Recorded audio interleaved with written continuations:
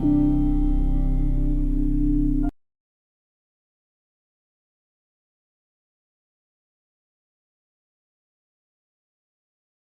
is going to Nature's Classroom in Charlton, Mass. For a couple of days, November 6th to 8th.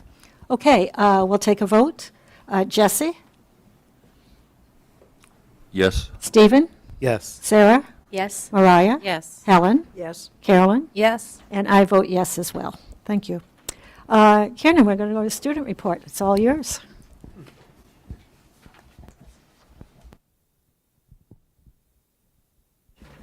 Thank you so much. So October continues to be a busy month for BHS. Really, we're all getting back in the thick of it, as we once knew. Taking tests, taking exams, doing papers. That's really, we're all getting back into the grind of it. And so I think two important things that I want to highlight that occurred recently at the beginning of October and at the end of September were our back to school night and our International Parents Night. So BHS hosted its annual Back to School Night on Thursday, September 29th. So parents and guardians had the opportunity to go to BHS to take in their child's classes, follow their child's schedule. Almost a return to school experience, if you will, which, for my parents at least, that was something that they hadn't done in 30 years. So it was something that they really appreciated. And then on Tuesday, so just 2 nights ago, BHS also hosted its annual International Parents Night. So that's for the parents of international students, students who came, from other countries. They had the opportunity to do the same thing from 6:30 to 7:30. They got to listen to Miss Katie Frost-Woolette, who runs the ELE program at our high school. Just talk about what the program was like, what she was trying to get out of it for international students. I can say that, having served as one of BHS's ambassadors last year, those are a group of students who are tasked to help international students acclimate to the BHS culture. I can say that it's a very, very important event, and it's a very, very worthwhile event. I know I've heard from several international students. Quarter 1 ends actually for Brookline students. It's coming up soon. I bolded it, kind of my subconscious seeping in, letting me know that I have to step up my game. But IPRs are going to come out tomorrow, October 11th. So students and parents or guardians will have the opportunity to hear their teachers' feedback on their academic performance, their performance in class, make any necessary changes. And then the quarter 1, the first quarter for BHS, ends November 6th. And those report cards for quarter 1 will be uploaded to the Aspen portal about November 15th. So we have just less than 1 month left in our first quarter. Quarter done through the school year, and even more for seniors. On a more serious note, 3 days ago was the 1-year anniversary of the October 7th attack in Israel. So BHS counselors and social workers were available to any students who needed emotional, any kind of support, following that. The attack still has ramifications for a lot of students at BHS. It's still left sort of a lasting imprint for many students. And so, any students who had, who wanted to discuss anything with clinical staff, with social workers, with administrators, with deans, they could do so, and they could receive drop-in support in the MLK room. And then just to conclude the report on a much lighter note, I would say, 2 of BHS's most important clubs, APAC, which is the Asian Pacific American Club, and the Latinx Club, the Latinx and Allies Club, marked 2 important events. The Latinx Club held their Spirit Week this week. So for each of the days, Monday through Friday, so it's not over yet, they held different themed events designed to promote sort of the Latinx and Hispanic heritage culture in BHS. So Monday, white-themed outfits. Tuesday, football jerseys. Wednesday was face paint your flag. And then tomorrow is Latinx Club hoodies. So the Latinx Club and Allies will be wearing those hoodies just to show support, just to raise awareness of the Latinx Club. It's one of the most important clubs at BHS. And then APAC, 2 days ago on October, or 1 day ago, yesterday on October 9th, They held a mixer in the freshman building that was designed to sort of bridge the gap between underclassmen or ninth graders and upperclassmen and sophomores. I can tell you that from personal experience, when I was a ninth grader, it was often very, very difficult to, join clubs to sort of be part of that BHS experience, really just due to the physical distance between the ninth grade building and the rest of the high school.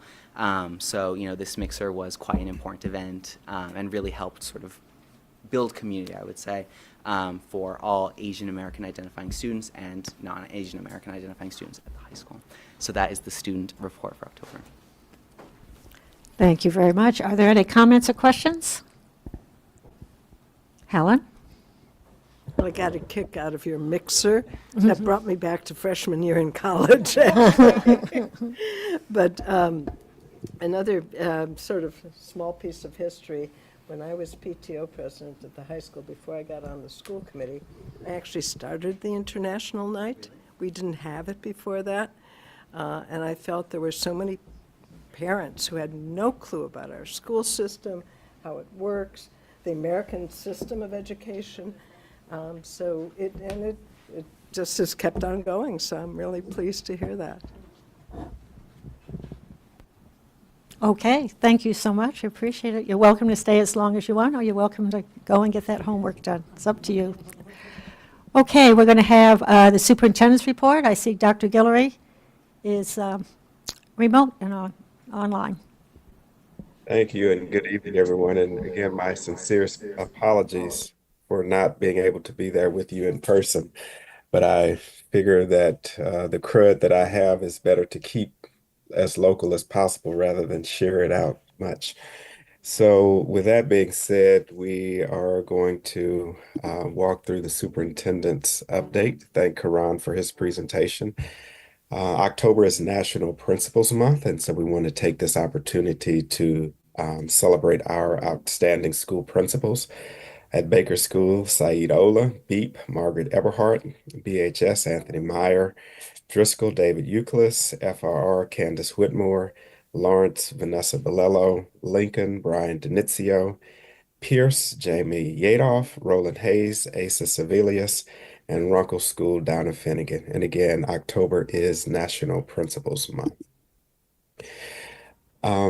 As a brief update on our MTSS literacy initiative, we just want to share that DESE we were previously identified as having significant disproportionality amongst our Black and African American students with specific learning disabilities.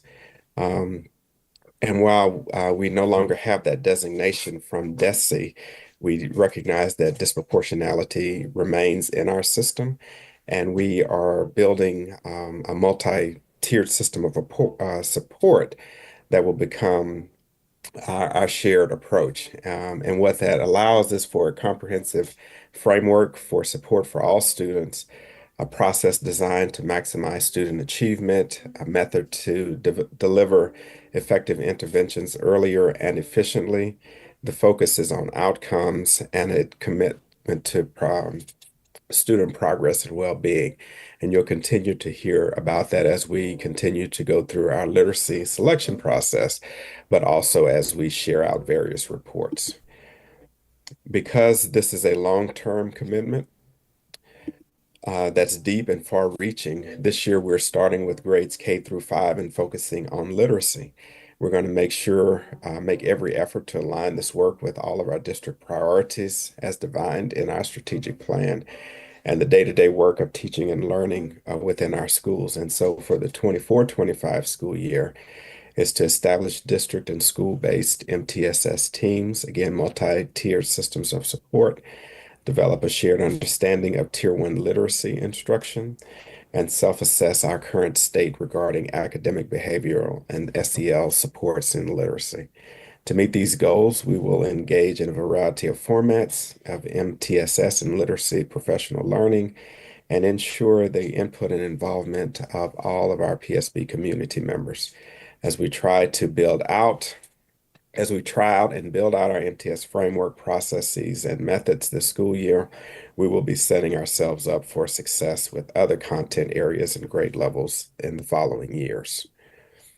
We want to share a staffing update. As many of you may know, we're still searching for a permanent Senior Director of Clinical Services and non-discrimination initiatives. And while that position, some of you may remember this was Dr. Maria Lataz that held this position as the last permanent person. We're still searching for a permanent hire in that role. And so in the interim, we are bringing in our Becky Schuster, who will be providing some on-site support and consultation to ensure that these initiatives continue moving forward.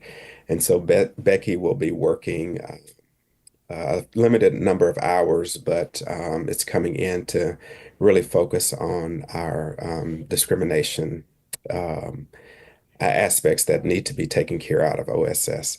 For the past 9 years, Becky served as the Assistant Superintendent of Equity for the Boston Public Schools. And prior to that, she was the Director of Training at the MCAT, or Massachusetts Commission Against Discrimination, for 15 years. And under her leadership, Boston's strategies to prevent and address incidents of bias-based and sexual misconduct were recognized as a model for the Commonwealth and the nation. And so we want to welcome Becky Schuster to the public schools of Brookline in this intermittent capacity. Health and wellness, the PSB health and wellness policy was updated last year, as many of you know.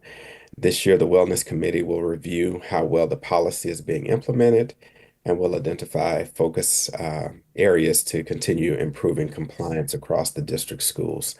PSB will continue our collaboration with a school wellness coach for DESE's school wellness coaching program, implementing initiatives for the 24-25 school year.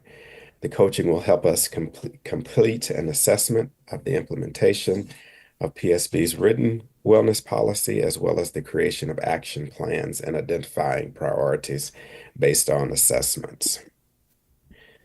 As always, we just want to share publicly that we are certainly working to build initiatives, building-based initiatives to ensure all students have a sense of belonging within the unique culture of their home school. And as a reminder, our special education students who are placed in programs outside of the district are valued members of their homeschool communities. And to ensure that children are offered equal opportunities to participate in sports, non-academic, extracurricular, and after-school programs as their district peers, the communications from the child's homeschool will continue. Our focus on our focus on social emotional learning. Again, this is sort of an annual reminder. At this point, we continue to partner with Care Solace to support the well-being of students, staff, and their family members. Care Solace is a confidential care coordination service that can help you quickly find mental health or substance use treatment options matched to your needs regardless of circumstance. And Care Solace can be accessed in the following ways: 1-888-515-0595, and that's 24 hours a day, 7 days a week, 365 days a year in any language. And then the caresolace.com/Brookline for a web access. This month, PSB will administer the Universal Social Emotional Screener to survey students in grades 3 through 12, except for families who opt out. This survey measures school belonging, supportive relationships, and emotional regulation skills, pleasant feelings and unpleasant feelings. For students in grades 6 through 12, the survey includes the PHQ-4, which is a brief screening tool for anxiety and depression. The survey does not measure or ask questions about engagement in risk-taking behavior, substance abuse, substance use, or safety. In addition to providing students with additional support, the information gathered through these surveys will be used to review and evaluate Brookline's SEL programming. So again, this is something I think you all are very familiar with, and we've seen this now a few years. The survey is available in a variety of languages. Um, English, Spanish, Russian, Hebrew, Japanese, French, Korean, Arabic, and Chinese. And most students complete the survey in about 5 to 10 minutes.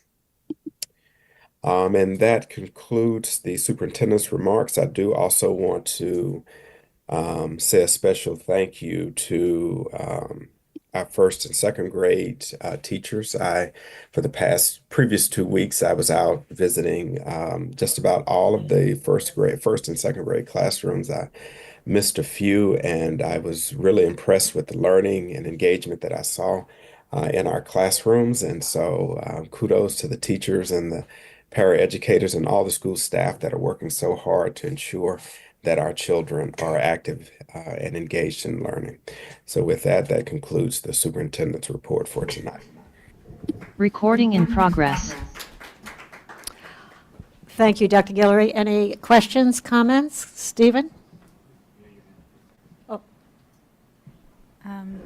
Sarah? I always think it's good to discuss things further to make sure that there's understanding around it. So when you were on your slide where you're talking about MTSS and you talked about disproportionate groups of students of color being in special education, it didn't say whether in the past we've had a larger percentage of students in special education or a smaller percentage. And the reason why I ask is because I think that you could see the issue two ways. You could say that if we have too many students of color in special education, maybe it feels a little bit like we're siloing off a group. Or you could say that if we have too few students, that it means that people aren't getting the support that they need. So because I didn't see that really explained, I was wondering if you could kind of shed some light on that. Thanks. Yes, so great clarifying question. So on one hand, there was an overrepresentation of African American students. And more specifically, I think it was boys, and Lisa can chime in and give more clarity on that. But then there was also the concern of the under-identification of Asian students as well. So what the trend lines generally say, what's the percentage or proportion of students that match the district's demographics and students, and how few or how many students are identified within those populations or subpopulations as such. So we were flagged for an overrepresentation now of African American students. One of the things that Lisa led a team with OSS and I believe folks from OTL, and actually did some case study work in that area, and essentially did some blind reviews of materials to say if names were removed, would students still be identified? So I see Lisa on the screen, and I'll pass the mic over to her to provide a little bit more background on that. Sure. Thank you, Dr. Guillory. I'm sorry you're not feeling well. Well, for historical purposes, as Dr. Guillory just pointed out, the Office of Student Services, in response to this disproportionality report from the Department of Elementary and Secondary Education, we created a disproportionality task force. And that school committee presentation actually is readily available in terms of the specifics of how that data was generated at the state level and how we approached our task force study. But we reviewed as a large team. We had representation from the Office of Teaching and Learning, from Medco, principals, teachers, and we looked at over 50 case studies of students and looked at the process of how students were referred to child study teams, to student assistance teams, We looked at response to intervention initiatives. We looked at professional development training for our staff doing actual testing. We looked at instructional practices, and we had developed an action plan for enhancing services to all students, whether they were eligible for special education or not. So that report may still be of interest because, as the narrative suggests, there is still great work to be done around student achievement, and so we are continuing that work despite the fact that we're no longer flagged by DESE. But I'd be happy to. Well, I should confirm that the school committee report presentation from the spring of 2023 remains on the website for everyone's readability. Thank you. Thanks. I just want to first say that I thought that was, thanks for such a great superintendent's report. I thought, and just in general, I think all your superintendent's reports this year have been really terrific, Dr. Guillory. There's just been really substantive and useful, so thank you. Just a few specific questions. First, on the multi-tiered systems of support, I don't remember hearing about this in relation to literacy before. Is that new? Did I just miss that? Is this a change? I don't know Oh. that it's. I think Jody is there. It's not new. I think what we're doing is bringing attention, greater attention and focus to it because it's an important component of the work. Dr. Guillory is correct. We wanted both initiatives to go hand in hand. So we've been doing them concurrently. Okay, so my linked question to that is there any extension of the strategic plans thinking of how to apply MTSS? That is there any additional funding of MTSS that we need to think through? Because I know for year one of the strategic plan that we're in, I think the goal was something like 75%. Now I'm going to get it wrong. That there's some specific goal of the extension of MTSS, but it wasn't for the learning goal wasn't literacy related. It was CST related. So is there some additional rollout of MTSS that has to happen for this to work, or is this just an adjacency that you can realize because it's already sitting there? It's an adjacency that we can realize, Stephen, because it is already there. We are partnered with NTC, who's New Teacher Center, who is helping us do the work thanks to a generous philanthropic grant that they had received. So any cost to the district is minimal. Okay, that's great. Really briefly, also, on the finding that we no longer have significant disproportionality in SLD. I just want to know. I guess this is a Lisa question. When did we stop? When did DESE cease to find Brookline? When we stop being significantly disproportional in their findings? Because I know that for them to require a change, that we had to be significantly disproportional in their findings 2 years in a row, and you can never find that on their website. But I know that we did have that finding. I just never know when we stopped being that way. Yeah. Thank you, Stephen. When I came aboard in August of 2022, the district had had that disproportionality finding for over 2 years. So that is why I initiated the task force as a corrective action. So it preceded my arrival. And then given the initiatives that we put in place in 22-23,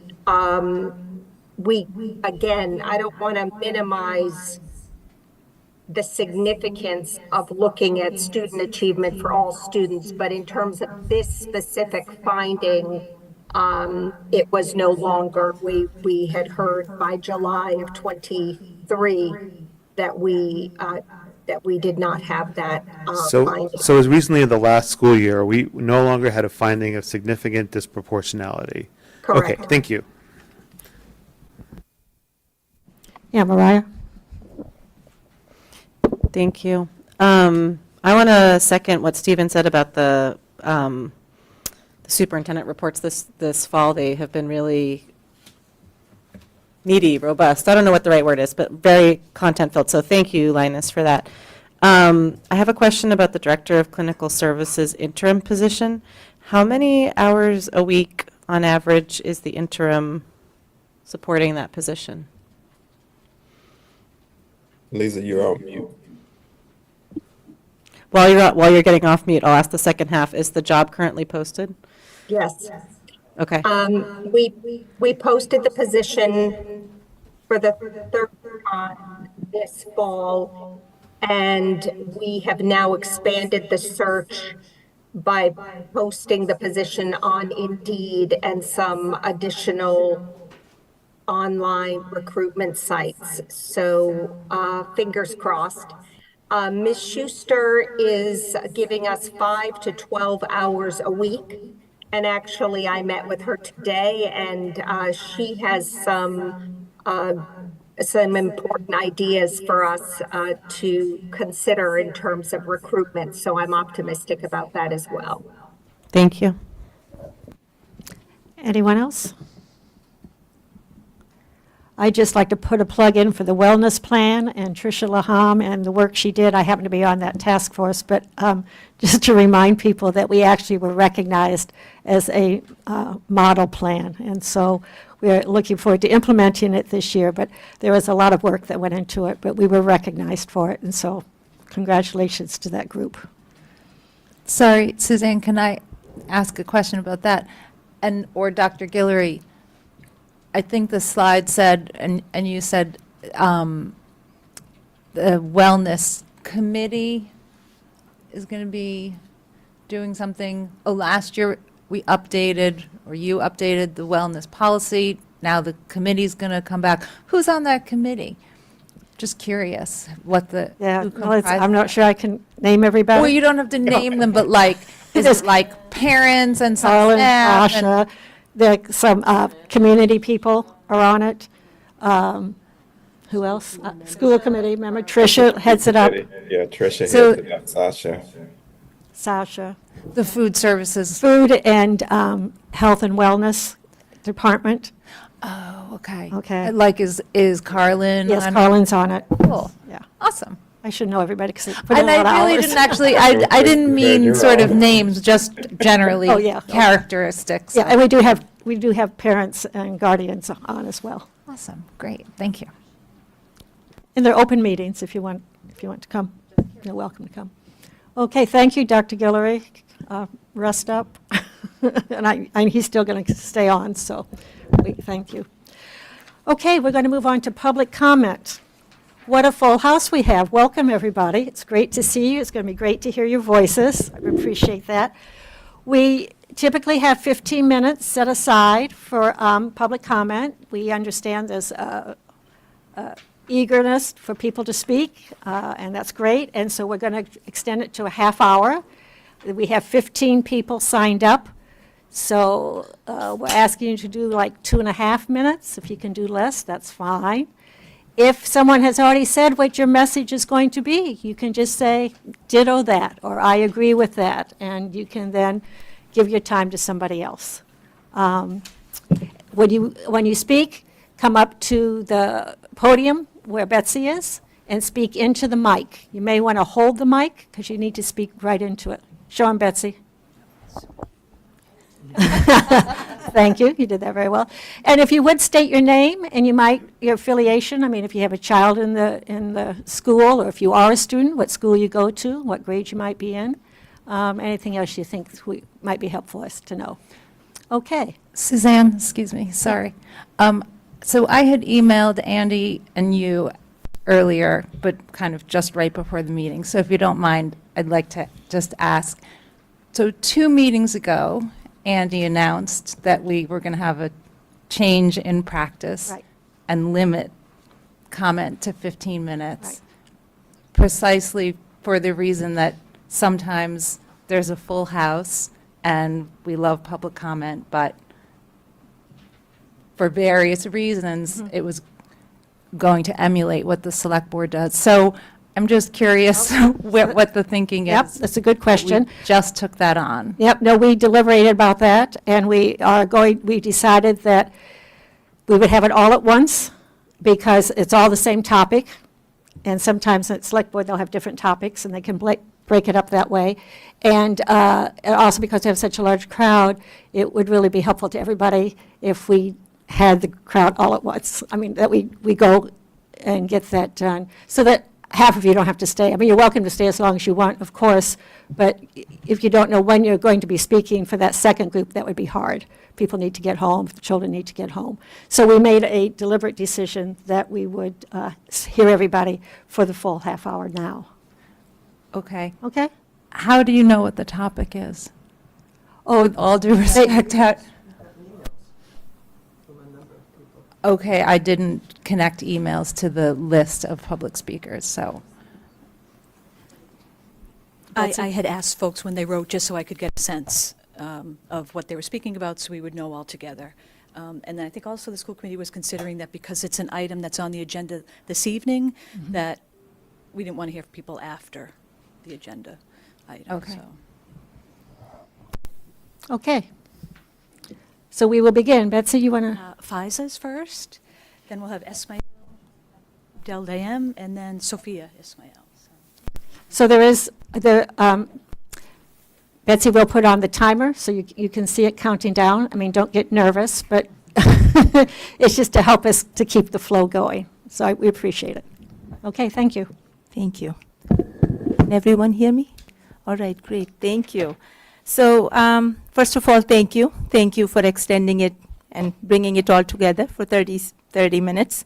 So hello, Faiza Khan, a mother of 4 Muslim PSP students who has spent 12 years, 24 holy days exactly, of Eid al-Fitr and Eid al-Adha celebrations, enduring stress and a feeling of non-belonging in this very town. Many of these years, the stress was triple and quadruple-fold because 3 or all 4 of our kids were fasting for the holy month of Ramadan. Eid is the first day of the new month after this holy month, and we are allowed to resume eating during daylight hours, which calls for celebration. For each day that should have been joyous, we had to decide between our religion, culture, and academics.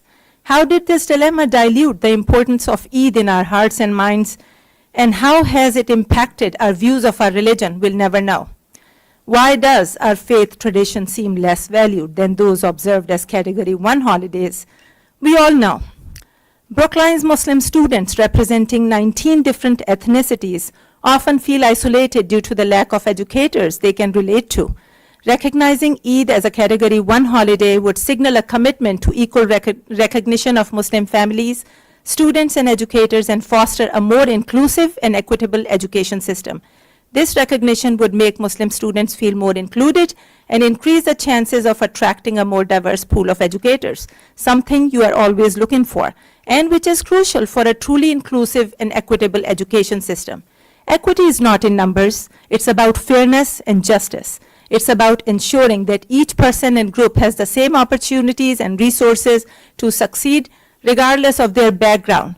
People in position of power, as yourselves, must keep the biases in check. Please ask yourself if your holiday is being recognized on the PSB calendar, because ours is not, before you decide for the Muslim students in Brookline. Equity comes in finding solutions and not disregarding or setting aside a community's needs for another day. The school committee found solutions to provide Category 1 holidays for other communities. Please do the same for us in the true spirit of fairness and equity. Thank you.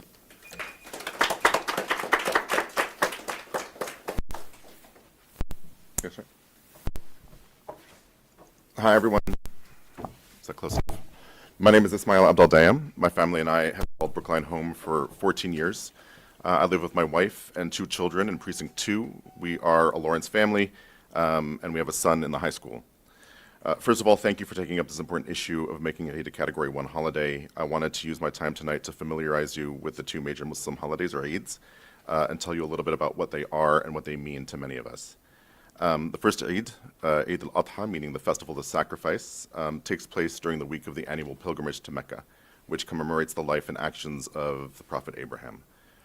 During these holy days, Muslims around the world seek forgiveness and atone for their sins in much the same way as our Jewish neighbors do on Yom Kippur. And in the same way that Easter is a time for Christians to contemplate the central act of Christianity, or the sacrifice of Jesus, Eid is a time for Muslims to contemplate the sacrifice of Abraham, who is in fact the central figure of Islam. Muslims honor this day with early morning congregational prayers, by sharing meals with their family and friends, and through acts of charity. The second holiday, Eid al-Fitr, marks the end of Ramadan, the Islamic month of fasting. For 30 days, Muslims abstain from food and drink from sunrise to sunset, and yes, that includes water. My son actually has a t-shirt that he wears during Ramadan that says, nope, not even water. So, needless to say, this can be a very challenging month for our kids.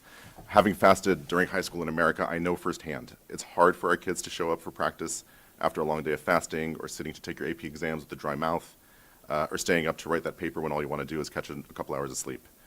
Our kids work really hard during Ramadan. They burn the candle on both ends so they don't have to choose between doing their best at school and practicing their faith. It takes self-discipline and sacrifice. It's a major achievement for our kids, and Eid al-Fitr is a celebration of that achievement. These kids really put in the work and they show up, and I hope that we can show up for them. Eid is a joyous time for our kids, and what a powerful thing it would be for them to share that joy with their friends, just as they share in the joy of Christmas and Hanukkah, and to feel that their faith is valued by their community. 1 out of every 4 people in the world celebrates Eid. And as you can see, so many of our families in Brookline, in our Brookline community, do too. Brookline has always been a leader in education. Let's not be behind the curve on this. Let's join districts in Massachusetts like Cambridge, Lexington, Wellesley, as well as many other districts around the country. My prayer tonight is that we as a Brookline community can always come together to celebrate and share in the joy of each other's holidays and traditions. Thank you so much.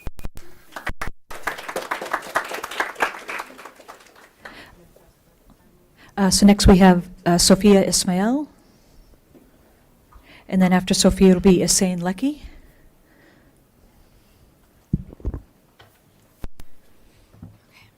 Can everyone hear me? Okay. Good evening, everyone. My name is Sophia Ismail, and I've been a student at Pierce, Baker, and now I'm a junior at Brookline High School. And I want to share my experience as a student and how not having Eid off has affected me. At every PSB school I've attended, there's been unique traditions. At Baker, all 5th graders put on the annual 5th grade skit at the fall assembly and try each other's food at the annual Culture Fest. At BHS, everyone gets dressed up in their blue and red for the Powder Puff game. My family and I have had our own traditions as well. Since I was a little girl, I remember getting up early on Eid morning to get dressed up in my brand new traditional clothes, excited to see all my Muslim friends at the Eid prayer. My Baker best friend Nafi and I always went to the carnival outside the mosque after prayer and ate popcorn and cotton candy until we were sick. I would see so many kids from Brookline that I would wonder who was still at school. As I've gotten older, Eid has become a day of celebrating all of the discipline that I practiced over the month of Ramadan. When our energy is at a low point, especially during the school day during Ramadan as well, then missing a day after struggling with schoolwork the whole month is honestly inequitable. Every year when I come back, everyone asks me why I missed school, and I had to educate them about my holiday. But I've never had to ask any of my Jewish or Christian friends that question, because everyone had the day off, and everyone was aware that there was a holiday.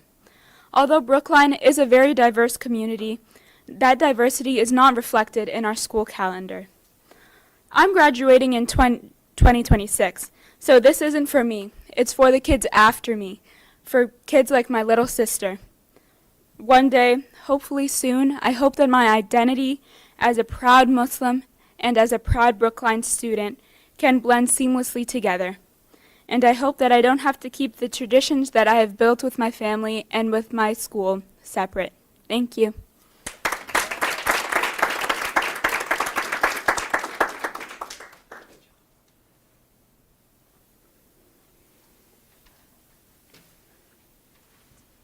Okay, good evening, members of the school committee and members of Muslim families and friends in Brookline. Thank you for giving me the opportunity to speak tonight. My name is Ihsan Laki. I am a proud Brookline parent to 12-year-old Nora, and I am former candidate for the U.S. House of Representatives to represent our district. My daughter Nora will be entering 8th grade next year, and I stand before you to voice my strong support for recognizing Eid as a Category 1 holiday in the school calendar. Eid is a significant religious celebration for Muslims around the world, and by recognizing it as a Category 1 holiday, we embrace our town's values of inclusivity and respect, ensuring that Nora and many others won't have to choose between their education and their religious traditions. I understand concerns about opening the door to numerous holiday requests. However, acknowledging Eid is a step towards equitable representation. Our school calendar already reflects the holidays of various traditions, and adding Eid demonstrates our commitment to inclusivity. This is not about taking away from others, but about ensuring that all students feel seen and respected. We don't take away, we're expanding, we're adding more. I urge you to consider the positive impact this decision will have on our community as a whole, fostering an environment where diversity is celebrated. Thank you very much.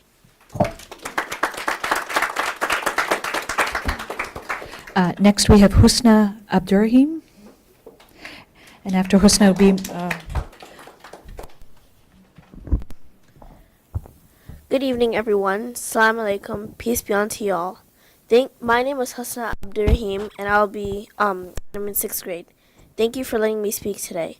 I'm here to talk about why it's essential to make Eid a school holiday for Muslim students like me and many others in our school. Eid al-Fitr and Eid al-Adha are two really important holidays in Islam. They're like Christmas, Thanksgiving, and Hanukkah to others.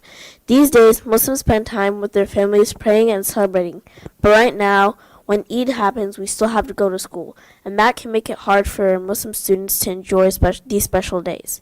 There are 3 big reasons why we should have Eid as a holiday. 1, it makes everyone feel included.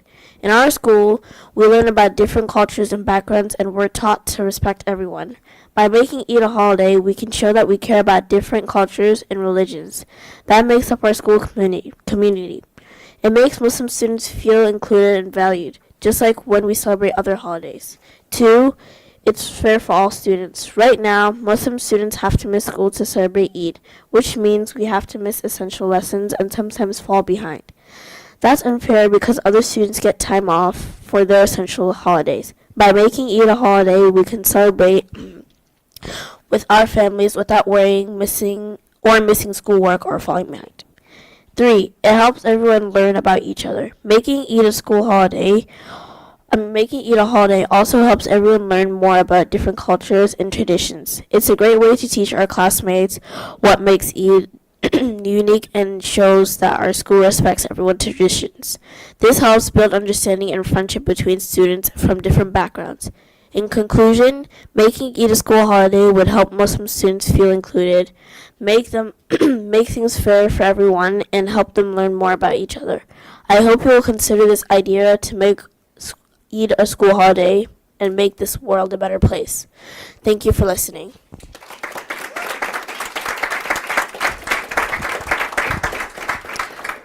Next, we have Marina Radueva, and then it'll be Sadaf Kazmi.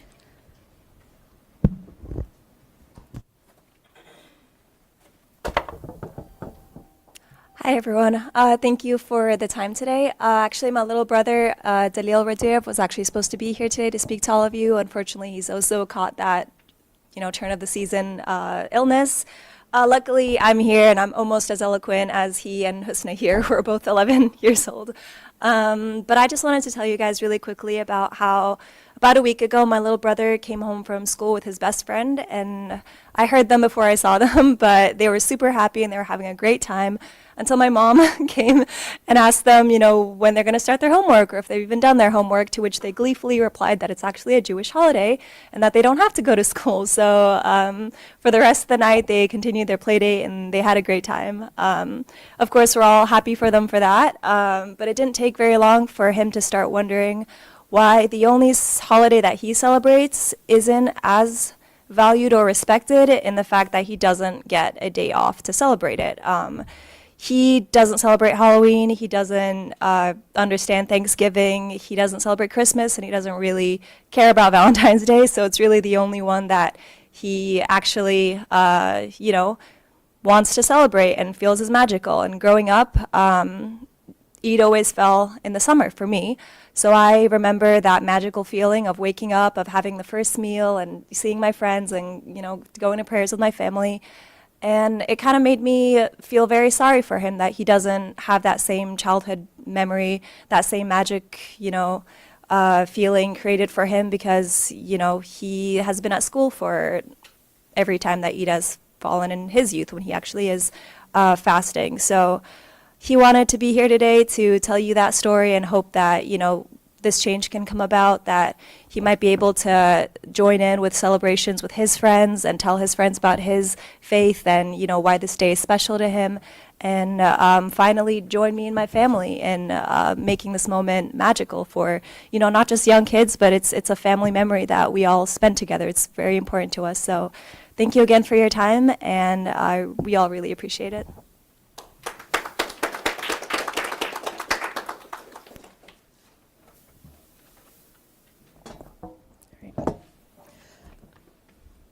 Hi, everybody. Okay to go ahead? Betsy? Yeah? All right, great. Hi, everyone. I'm Sadaf Kazmi. I'm mother of a kindergartner and a third grader at Lawrence School. I'm also the product of Brookline Public Schools, having attended Lawrence myself from kindergarten through the 8th grade. When considering where to raise our children, my husband and I decided to move to Brookline for many reasons. However, 2 of the top reasons was the quality of the public schools, which I knew about firsthand, and also the diversity of the community, which has only increased since the time that I was a child. Growing up as a child of immigrants and as a racial and religious minority, I experienced a general sense of acceptance from my peers and the school staff, but I also experienced a tremendous amount of ignorance. My family is originally Pakistani, and nobody seemed to know where Pakistan was or what it even was. And when I mentioned that I didn't celebrate Christmas, people would ask if I were Jewish, and when I said I wasn't, the consistent response from students and staff was, "Well then, what are you?" When Muslim holidays rolled around as a child, I felt the burden of educating classmates, teachers, and school administration about my faith, traditions, celebrations, and then to seek out accommodations for my holidays, to make up missed work and lessons, and to reschedule exams missed in observance of major religious holidays. And while I loved growing up here, I really do hope that my children have a different experience in some ways than I did. I do not want my children to have the same experience when it comes to this level of understanding and diversity. I've grown into an adult who's proud of my heritage and my faith and has a strong sense of belonging in this community that I grew up as a part of. And I'm also trying to instill the same pride and confidence in my own children. However, my kindergartner said to me a couple weeks ago, "Mom, we shouldn't talk about the fact that we learned Arabic in Sunday school with people at school who aren't Muslim, right?" And frankly, that made me really, really sad. What is it about her experience 1 month into Lawrence School that makes her say such a thing? Because she didn't say that in preschool. Making Eid the Category 1 holiday is a step towards properly acknowledging the diversity of this community and not making the holidays of one of the world's largest faiths a side note or something that is raised only by the most confident and engaged members of our school community. This benefits not just Muslim children, but the broader town by educating all of the community members about our neighbors and the world around them so that they don't grow up into the adults that I experienced who ask questions like, "Well then, what are you?" And while I understand there are concerns about the inclusion of an additional Category 1 holiday and what it'll do to the school calendar, I believe that there are really creative ways to solve for this concern. And I also think that the real question to ask is whether we as a town believe in reinforcing principles of diversity and inclusion in our schools. And I truly hope that the answer to that question is yes. Thank you. We have 2 students next, Anna and Nora. And after they speak, it'll be Ashard Siddiqa.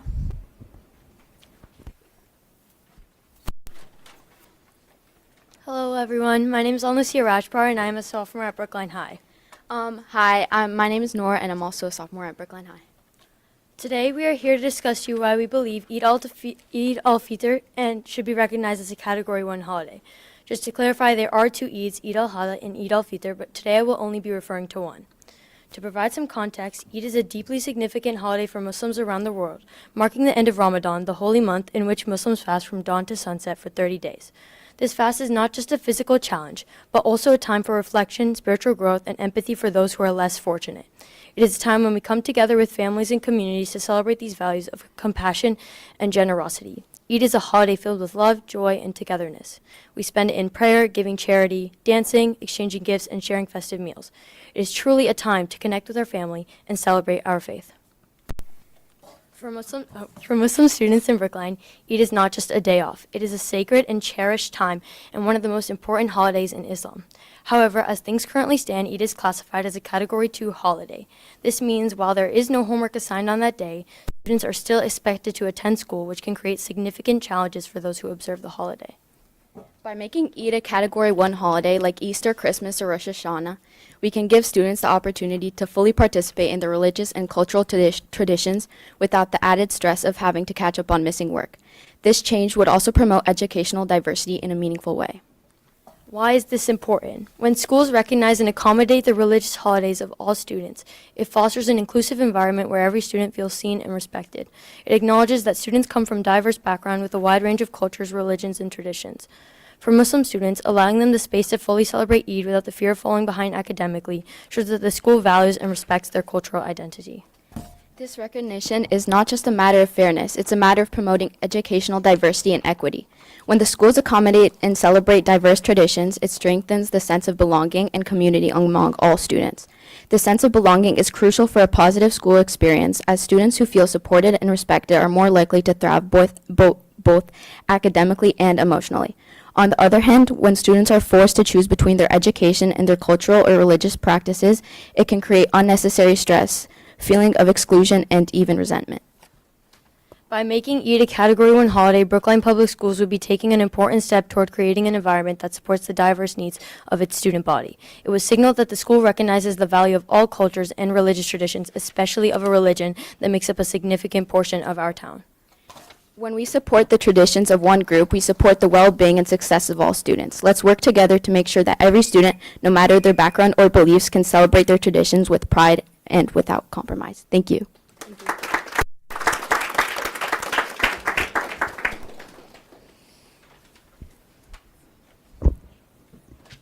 Hi, good evening, everyone. My name is Ashad Siddiqa. I've been a Brookline resident for 24 years. Two of my children have done full of public school of Brookline, and I have a third one who's a 10th grader in high school. I immigrated to America about 30 years ago, and out of which 24 years I've called Brookline my home. And I always believed and experienced America to be magnanimous, kind, accepting everywhere. Having said that, as in the past 24 years, diversity has grown in Brookline. And when we moved here, it was a pretty random selection. Hey, it's close to work, let's move to Brookline. And then we realized, oh, it's diverse. It's got good schools, et cetera, et cetera, et cetera. And diversity, as everyone has mentioned, has increased. Brookline, public schools of Brookline always states that it is dedicated to creating and maintaining an educational and work environment that values diverse backgrounds of all people.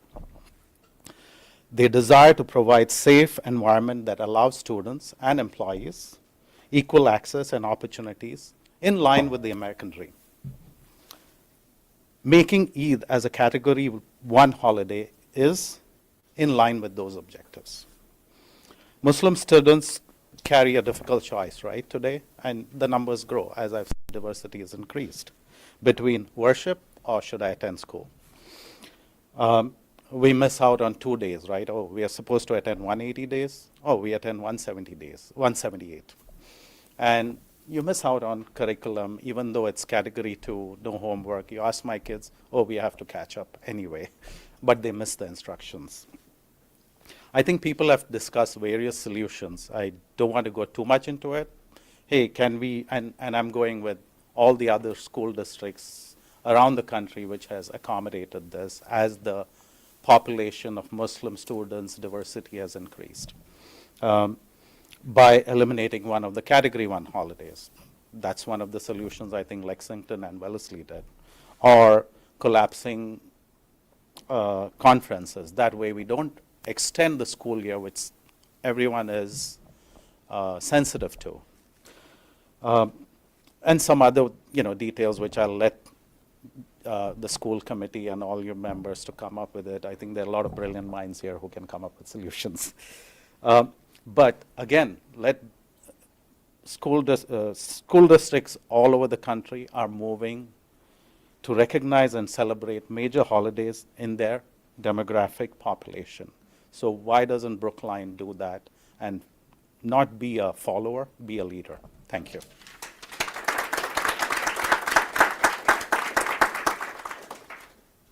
Next is Hajar Delshad, and then after that will be Rafe Ali. Hi, good evening, everybody. My name is Hagar Delshad. I'm a parent of a Baker student, and my high school student, Sophie, spoke earlier. I want to thank you for the time and thank you for extending the public comment period because, as you can see, we're a sizable population, and I hope that you'll give some consideration to adding one or both Eids as a Category 1 holiday for Brookline schools. I want to read to you some of the language that's on the Brookline Public Schools website, and I want you to imagine reading it as someone whose holidays are not honored by the school and see how it sounds from that lens. According to the website, the PSB is dedicated to creating and maintaining an educational work environment that values diverse backgrounds and provides students and employees equal access and opportunities in the academic and other educational support programs. This applies to all acts related to school activities or school attendance under the jurisdiction of the superintendent. Dr. Guillory's message on the first week of school stated that we must commit to equity and inclusion, and we must be proactive in identifying and dismantling barriers to success, and we must build a culture of care and respect. What other way could we show respect and honor to a group of students that are represented here besides the many who are not here by honoring a holiday that they consider so dear to them and is so meaningful that provides access for everyone else in the community to learn about the holiday and understand it's important to us. It allows also for us to attract more diverse population of educators and staff. There are currently about 3 Muslim educators in the entire district, and as you can see, we have more than 3 students here, so the ratio is really imbalanced. If we were to attract and retain educators who identify as Muslim, that would help all of the students and everyone in the school feel more included and represented. As you know, representation is just as important as the education that we do deliver. And we are hopeful that we can partner with you in finding a way to incorporate at least one of the holidays with various ways that we can without extending the school calendar. I know everyone is cognizant that we don't want to be in school until July, and of course we don't either. It is hot, nobody wants to be in school, we want to travel, all those things. But our children deserve the same ability to celebrate their holidays just as your children do. And I hope that you can hear this message loud and clear today. And just as my daughter said, she'll be graduating in 2026. Maybe she will get to celebrate one holiday as a Category 1 in all of her 12, 13 years as a Brookline student. But again, it's been really too late for her all these years. Hopefully her sister will get to enjoy that. Thank you.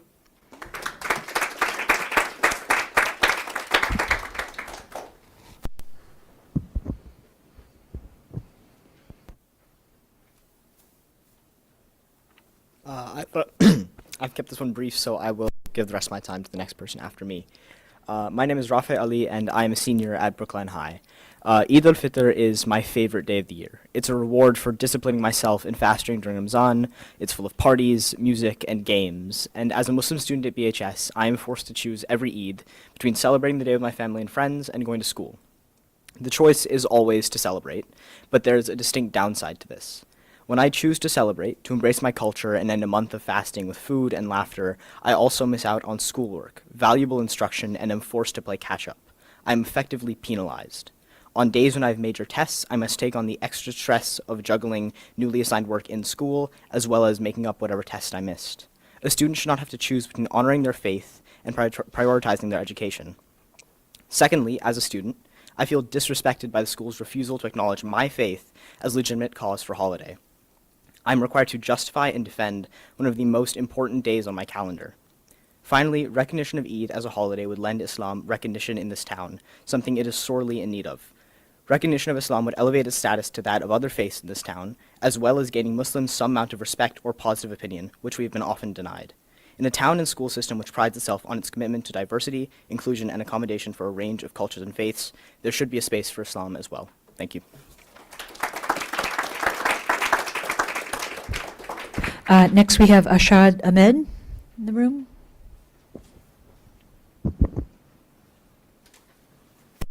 Thank you. Can you guys hear me?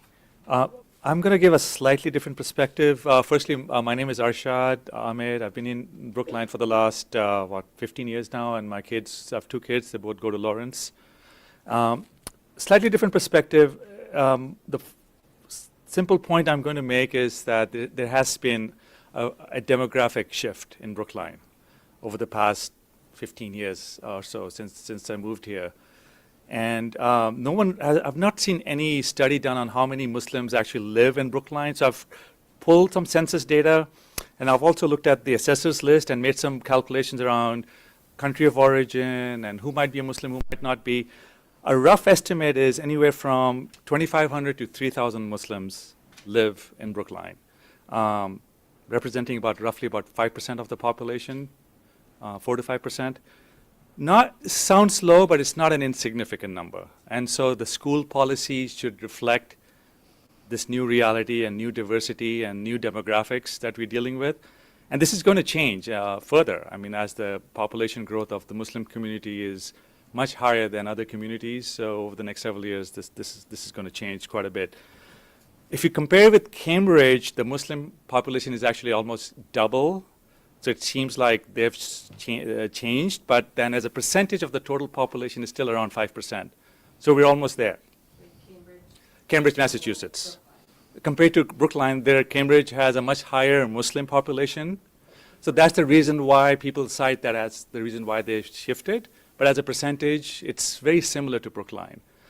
If you look at other communities, such as Lexington and Wellesley, the percentage of Muslim population is very low. It's just 2% of the population, but they have shifted. So that's my question to you: is other communities are shifting? They're seeing this trend. I think Brookline needs to see this trend as well. I've made this difficult choice over the past decade or so of not going to the mosque for Eid prayers because of school. And so we hope that this choice is not there anymore, that we are able to go and celebrate Eid when we can. So would really appreciate this request. Thank you.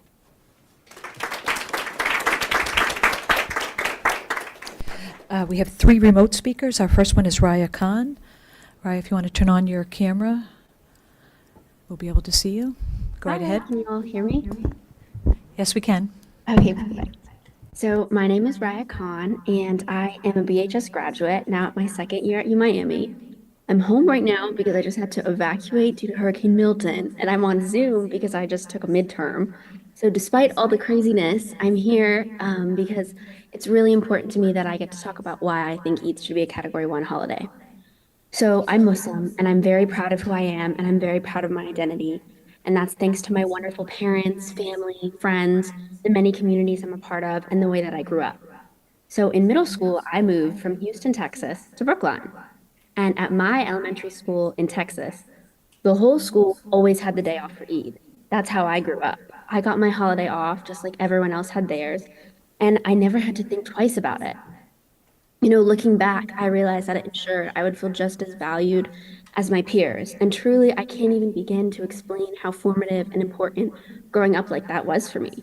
You know, when you're a little kid and even when you're a teenager, it feels so important to fit in. And personally, I wanted to fit in and feel special, which I know seems impossible, but it's something that many, many kids want. And I'm grateful that I spent my childhood at a school where that was possible for me. I remember the day before Eid, all my friends were so excited about having the day off. And then I was so excited about getting to tell them about my plans, showing them pictures of my outfits. And it was fun. And I didn't feel singled out. Instead, I felt special and accepted. And I had a real sense of belonging. So, when I was a student at BHS, I was a part of the newspaper. And in my senior year, I was the DEI managing editor. And DEI is diversity, equity, inclusion. So I spent a lot of my time having conversations with students and teachers and my newspaper advisors, who are great, by the way, and staff about how to support and how to make sure students at BHS felt a real sense of belonging too. So I'm here now telling you that giving everyone the day off for Eid does that for your Muslim students. I can speak from experience. It sends them the message that they are a valued member of this town and that they are a part of the fabric of our community. So thank you so much for having me speak, and I hope you take my experience and everyone that's spoken today into account when you make your decision.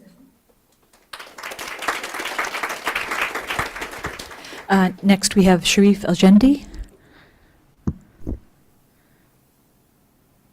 Good evening, everybody.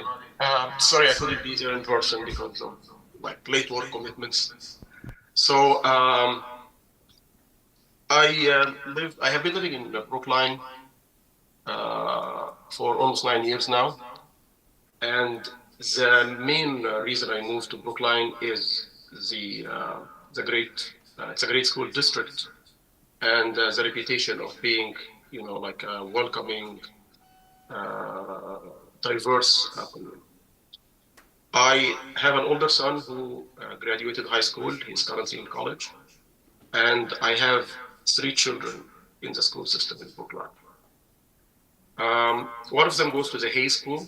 So when I drop him off every morning, I see the sign, all are welcome. It's a nice sign. I like it. But it is time to translate words into action. As I mentioned, I have an older son who graduated Brookline High School, and it has always been an issue during Eid, like others described. Part of Eid is to wake up early, go to the mosque, do the prayer, and then go back home, celebrate, mostly with families and with friends. And it's a feast-like celebration. There is always food, music, etc. For him, it was hard because when he grew up and I asked him if, what he would like to do for Eid, his answer is he doesn't know, because if he missed school, he will miss work. His homework will be doubled. I still remember his words. He said, "I feel I'm being punished for missing that day." If we try to split it, wake up early in the morning, because it's like a sunrise prayer, then it means he's waking up earlier than usual just to go to prayer and then rush to school. So there is, for a child, there is no fun in that. So it has always been this dilemma of why can't I celebrate it? Why am I being different? And this is the main topic here. Children should not feel that they are being different. Especially, let's be frank about this, especially about being a Muslim child, because as Muslims, I'm talking about myself and a lot of people I know, we feel like many times we're being almost targeted here, from very high up, top positions in the country, and it trickles all the way down to some children. So celebrating Eid seems like a simple step, or not a huge step, but it is a huge step, because when children in school have friends and they start learning, oh, we kids like each other, children like each other, we celebrate we have a day off of the religious holiday, we understand the religious holidays. It brings children together, which means it will bring communities together, which also will go with Brookline being diverse and welcoming to all. It's hard for me to speak here and basically I'm defending something that I think should have been done years ago. I read some of the minutes about from a meeting in August about like the concerns raised about why celebrate this. I mean, I'm talking only for 2 minutes. I'm not gonna respond, obviously to all of this. And some of my, like the parents here responded to some. But this has already been discussed in other school districts in Massachusetts and outside Massachusetts. And all of them were able to find easy solutions. And now they have Eid as a category 1 holiday. So it's simple. If there is a will, there is a way. So I'm respectfully asking you to start by, recognizing this as a category 1 holiday, pending, having a policy to how to enforce. Thank you very much. And our last speaker is Isabella Gafour. Hi, everyone. It's a lot of pressure being last, but I'll do my best. I graduated from BHS in 2019. I attended Brookline schools from pre-K until end of high school. And as so many people have just discussed, I think we can all, understand how important Eid is for us in the Muslim community. And like all of the other students that have spoken, I'd like to talk about my experience, specifically being a Muslim going to school in Brookline. In my experience, whenever I talked about Islam or Ramadan or Eid, it's not that people ever had anything rude or mean to say. It's just people genuinely had no idea what I was talking about when I spoke about fasting, about Eid, or just really anything within the Muslim tradition. And it felt pretty isolating every year when I had to sort of re-explain what all of the holidays were, why I might be out, and just sort of, all of the customs that I did with my family. Freshman year, I remember Eid al-Adha fell on a day in September, and I was really sort of going through a hard time at that moment. I was feeling really anxious and overwhelmed with the transition into high school. And when Eid rolled around, I remember my dad had to literally convince me to skip school. Usually, I know I would be super excited to have the opportunity to skip school, but I felt like I couldn't. And my dad had to really convince me to skip school to celebrate Eid with him and my brother, and we ended up having a lovely celebration, just the three of us. But, it's hard to really enjoy that day when you know that you have a ton of responsibilities to go back to and you're, falling behind. And it's just not an ideal situation for any of us. And I know Eid is just 2 days out of the year. It often falls on the weekend. It often falls in the summer. Most of my life, it was during the summer.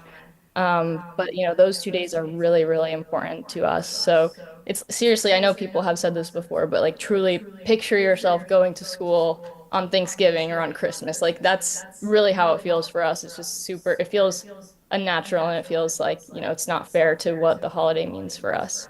So thanks for listening, and thanks to everyone else who've shared their experiences. We hope you take this all into consideration.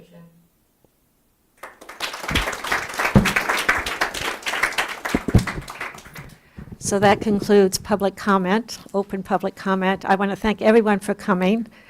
We do listen, we don't respond during public comment. Those who have been here before know that. I see some heads shaking, but we really do listen, take notes, and we will have a conversation about this later tonight. So probably it's probably another hour away before we get to this topic. Gives you time to go home and plug in to Zoom on Big if you wish, or you are certainly welcome to stay as long as you would like. So thank you again. We really appreciate hearing from you. And, I have to give you all kudos because you really did do it in 2.5 minutes each. So thank you.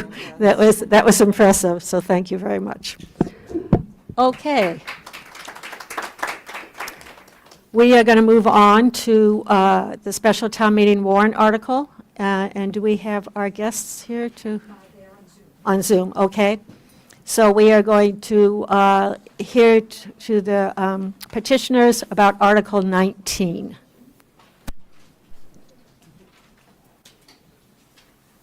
Are you ready for me to address the school committee? I think we are, Scott. I think we're okay. Okay. Not Scott, Michael. Right? Michael, it's okay. Thank you. Michael, yeah. Yes. So we will stay within the time limits that were given to us. My name is Michael Burstein. And my colleague is Scott Gladstone. I think most of the members of the school committee know who we are. We're both members of town meeting. I'm a library trustee. I have recently was chair of the trustees, although I am not anymore.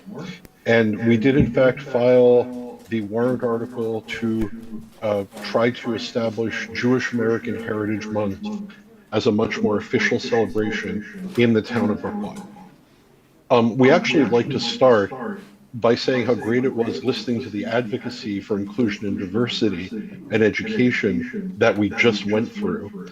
And Scott and I want to make it clear that we actually completely support the Muslim community in their advocacy for Eid al-Adha and Eid al-Fitr being holidays on the calendar. Because in a way, this is exactly what our own warrant article is all about. The United States State Department celebrates 10 heritage and history months. And we feel that the time has come for the town of Brookline to make a commitment to Jewish American Heritage Month as one of those months. This is not something that is out of line of what town meeting has done before. We actually modeled our article on the one that town meeting passed about Asian American and Pacific Islander Month 2 years ago.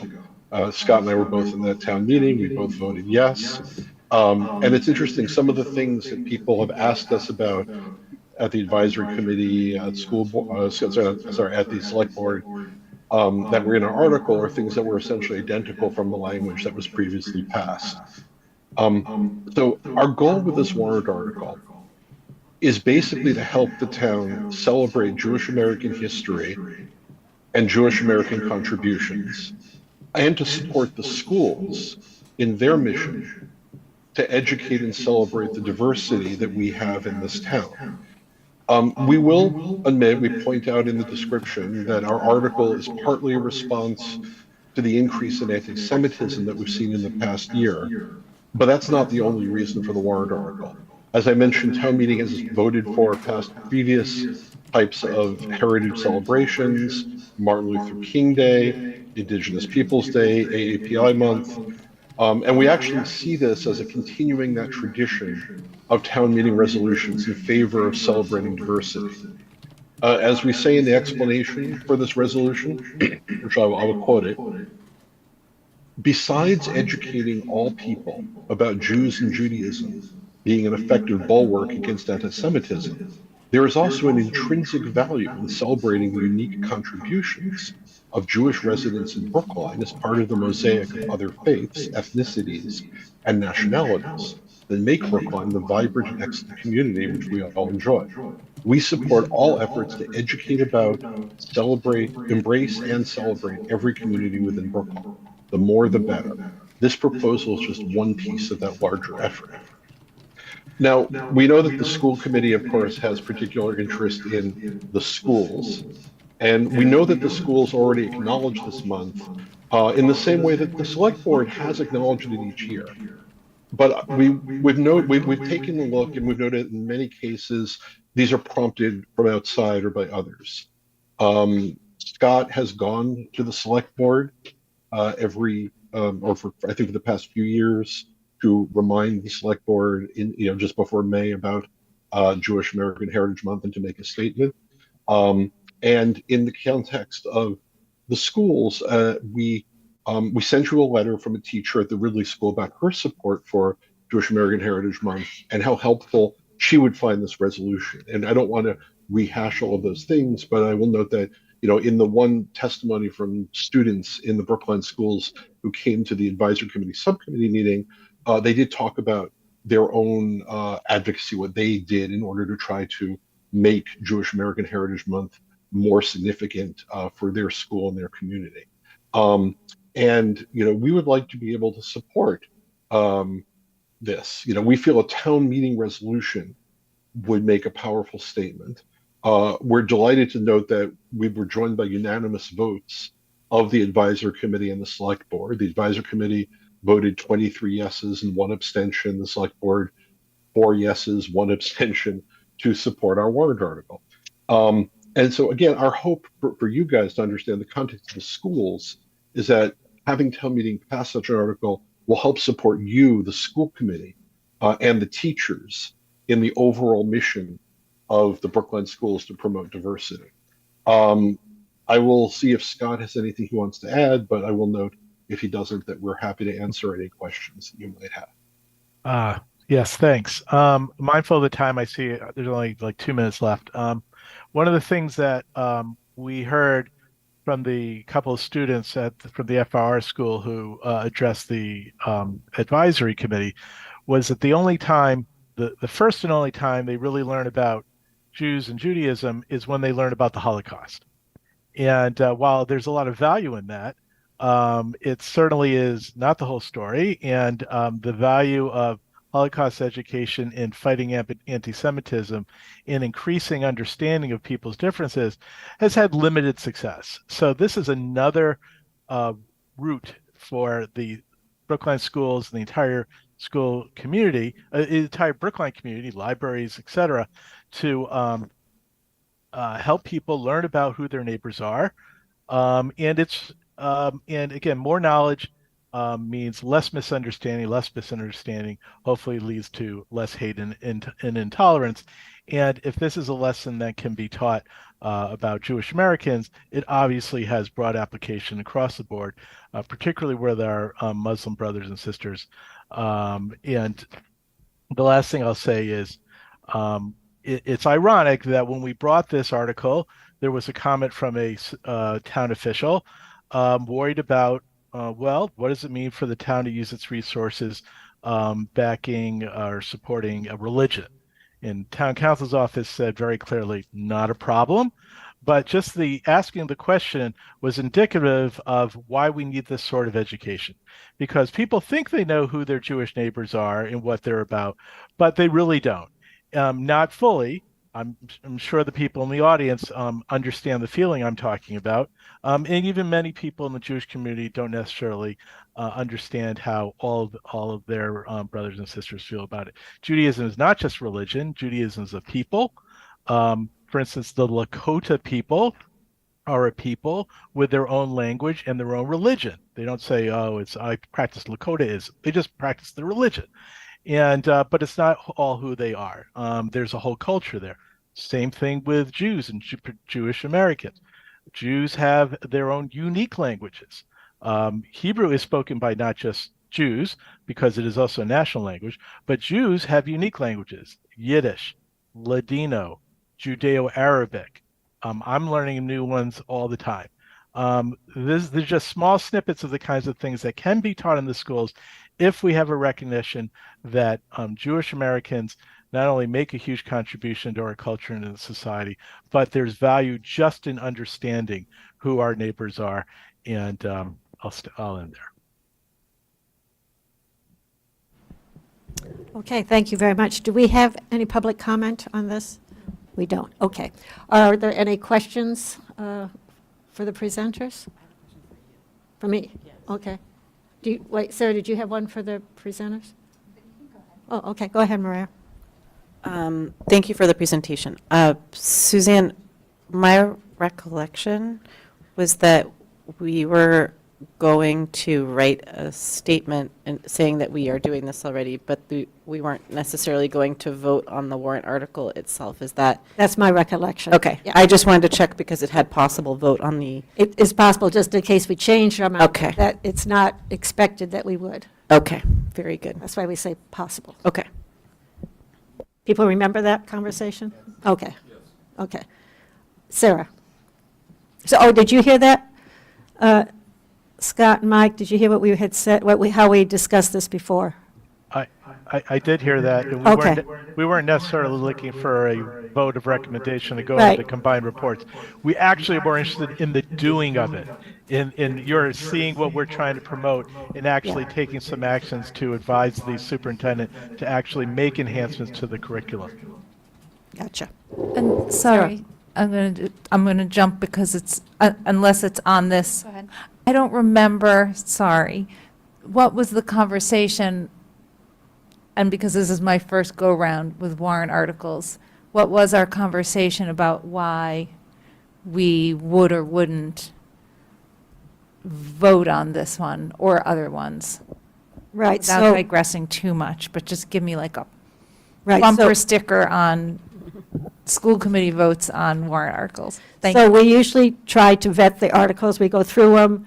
The Government Relations Subcommittee did that, and we come forward and say, these are the ones we think might be pertinent to us. Typically, there are very few that are directly connected to schools. And so when we took a look at this one, I believe the conversation was that we are doing this already in our schools, and that we would be willing to put forward a very short statement that said that is the case, but that we were not going to take a position and vote on this as a school committee, because it's actually not geared just towards schools. It's more of a town warrant article. Okay. Also, Suzanne, schools aren't bound, it's not binding to us, even as a resolution. Right, so it's not binding. That was the other thing. Okay. Sarah, did you have a question, comment? Yes, this is just, to the extent that this can be helpful. When I see number 5, where it suggests it will be resolved that the town meeting urges that the public schools of Brookline observe Jewish American Heritage Month by organizing activities in celebration. So, thinking as an educator, I looked at the sample lessons, which actually I am so happy to see. That's a teacher that I've celebrated for many, many years. And so I'm just happy that her materials are getting out there as they help us all sort of think about what we're doing. But I want you to, in order to be really useful to the schools, I want you to think about what you mean by that when you say that. Do you mean that a 6th grade math teacher would make sure that they would have activities? Or do you mean that a building would make sure that there was something in celebration? I'm not looking for an answer tonight. I just want you to think about what it is that you're asking for. Well, we can certainly give you an answer. Right, but if that is a question I presume directed at Scott and me, I will make the point that this is the exact language that appeared in the AAPI month resolution that was passed by a town meeting 2 years ago. So my feeling would be in general to say that we would expect something at the same level as any other celebration or education that is done for AIP a month or any other heritage month. Scott, did you want to add anything to that? Yeah, and I mean, I would say just to specifically answer Sarah's question, it's obviously up to the central office and each building's principal as to what this means. Curriculum isn't as directive as I think as you know, curriculum is not as directive as you're suggesting. If math teachers move to do it, great. But as long as there's something so that Jewish Americans in the school can point at that and say, "Ooh, I was recognized," and non-Jewish Americans can say, "This Jewish American Heritage Month. I wonder." I say, "Well, look at this interesting poster with this new information about Jewish astronauts and scientists, etc. And who, oh, by the way, that person's an atheist, and they can be Jewish. Yeah, they can be. How is that? Well, that's a nice discussion starter." To our information, there is that teacher who's doing a substantial bit in socials in the English as a second language teacher in the FRR school in the middle grades. I know that there are a couple of school librarians who put up displays. That's all I'm aware of. So if you're saying that in every building there has been something every May where they have had a display and No. I was wondering, yeah. I was Okay. wondering just for you to clarify for yourself what you meant, Yeah. because I wanted you to make sure that when you're putting this forward, you understand what,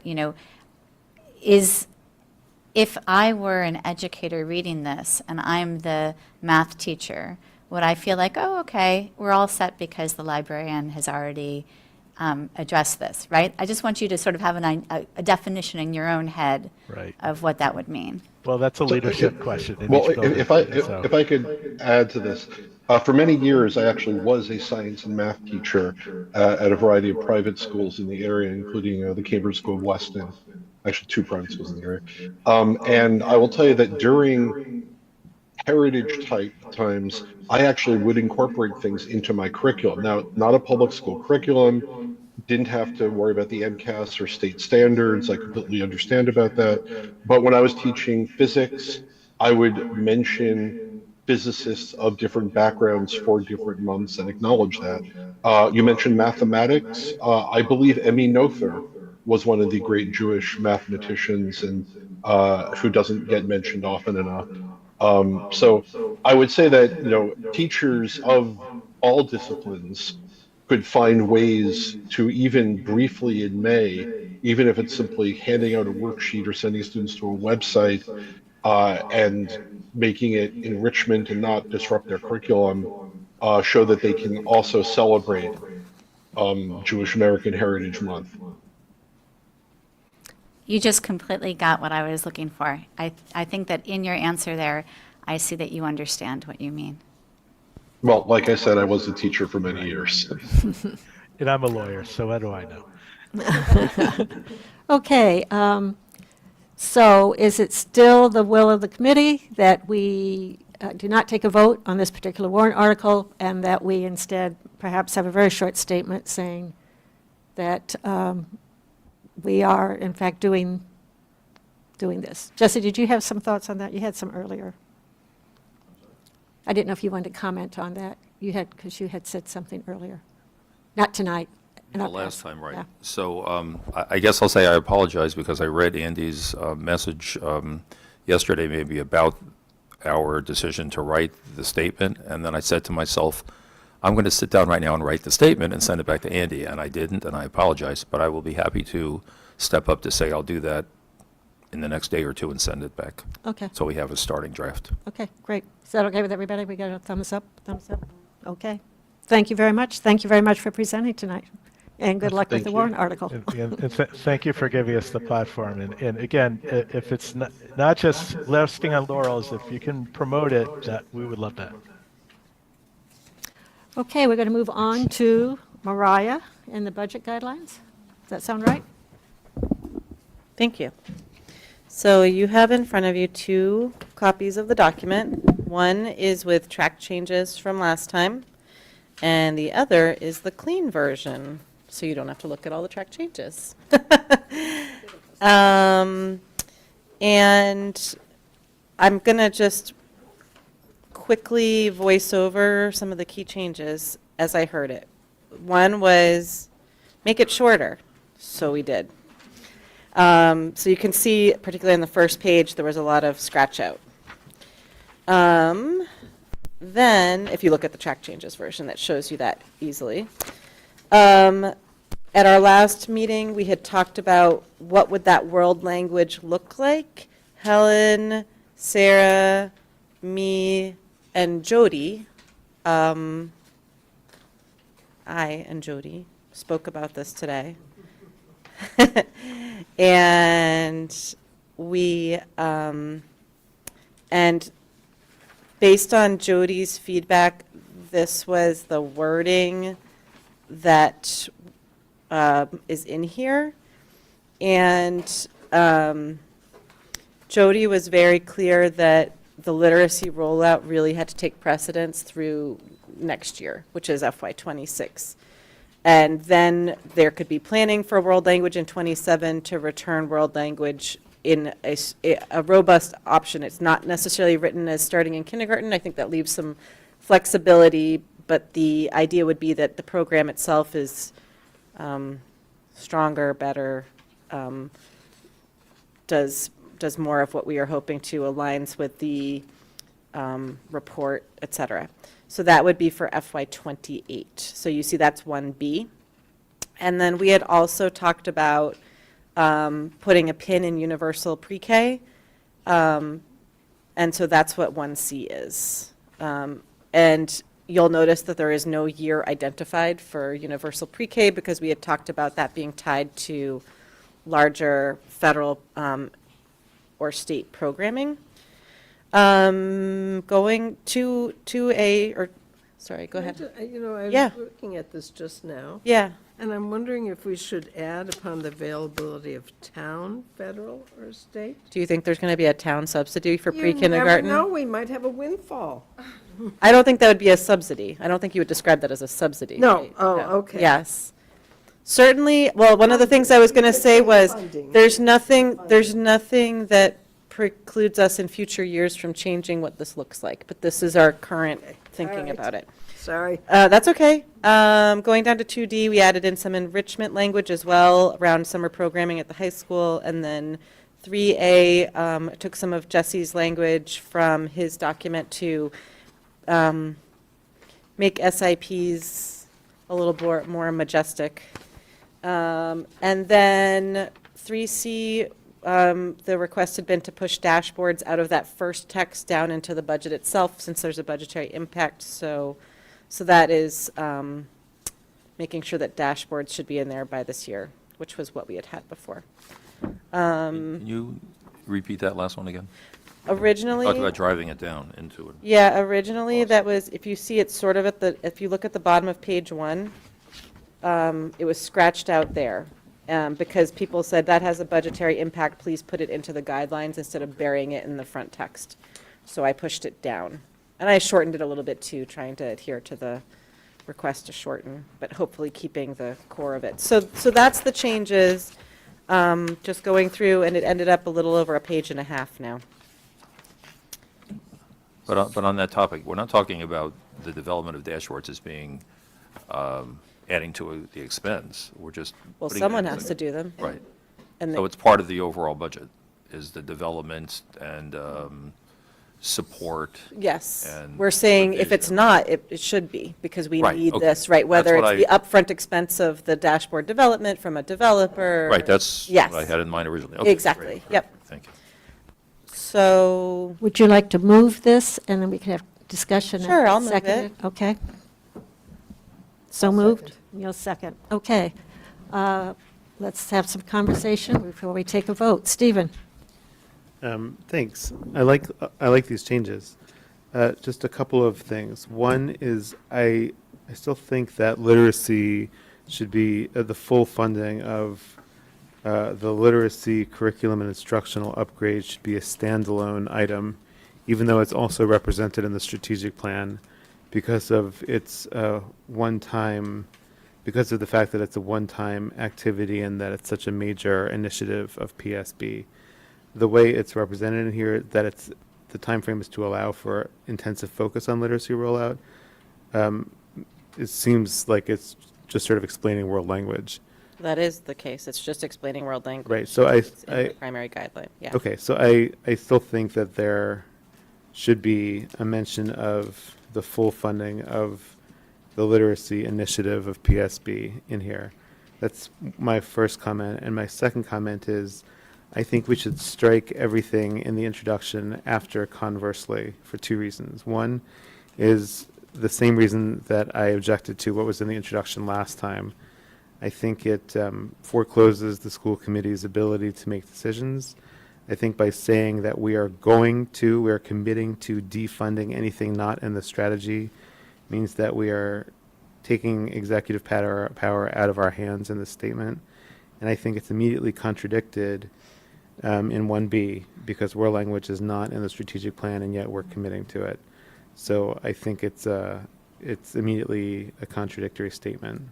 So I think it's a bad idea, and then I think it makes no sense. So is that an amendment to the, Yeah, I propose an amendment that strikes word conversely through the end of that paragraph. So conversely to sustainability? Yes. we have a second? I'll second. Well, does this also include the comment about literacy then too? Because Stephen had two Well, I points, haven't right? heard from Stephen yet on that. What are you doing with that? I'd like to move them separately. Okay. I'd like to first move that there be a standalone statement where we commit to fully funding the literacy initiative. And secondly, that we strike everything from conversely through sustainability. You're doing this two separate motions? Yeah. So we've got a second on the conversely sentences? I'll second the literacy one. Second the literacy. Okay, let's, What is the literacy one?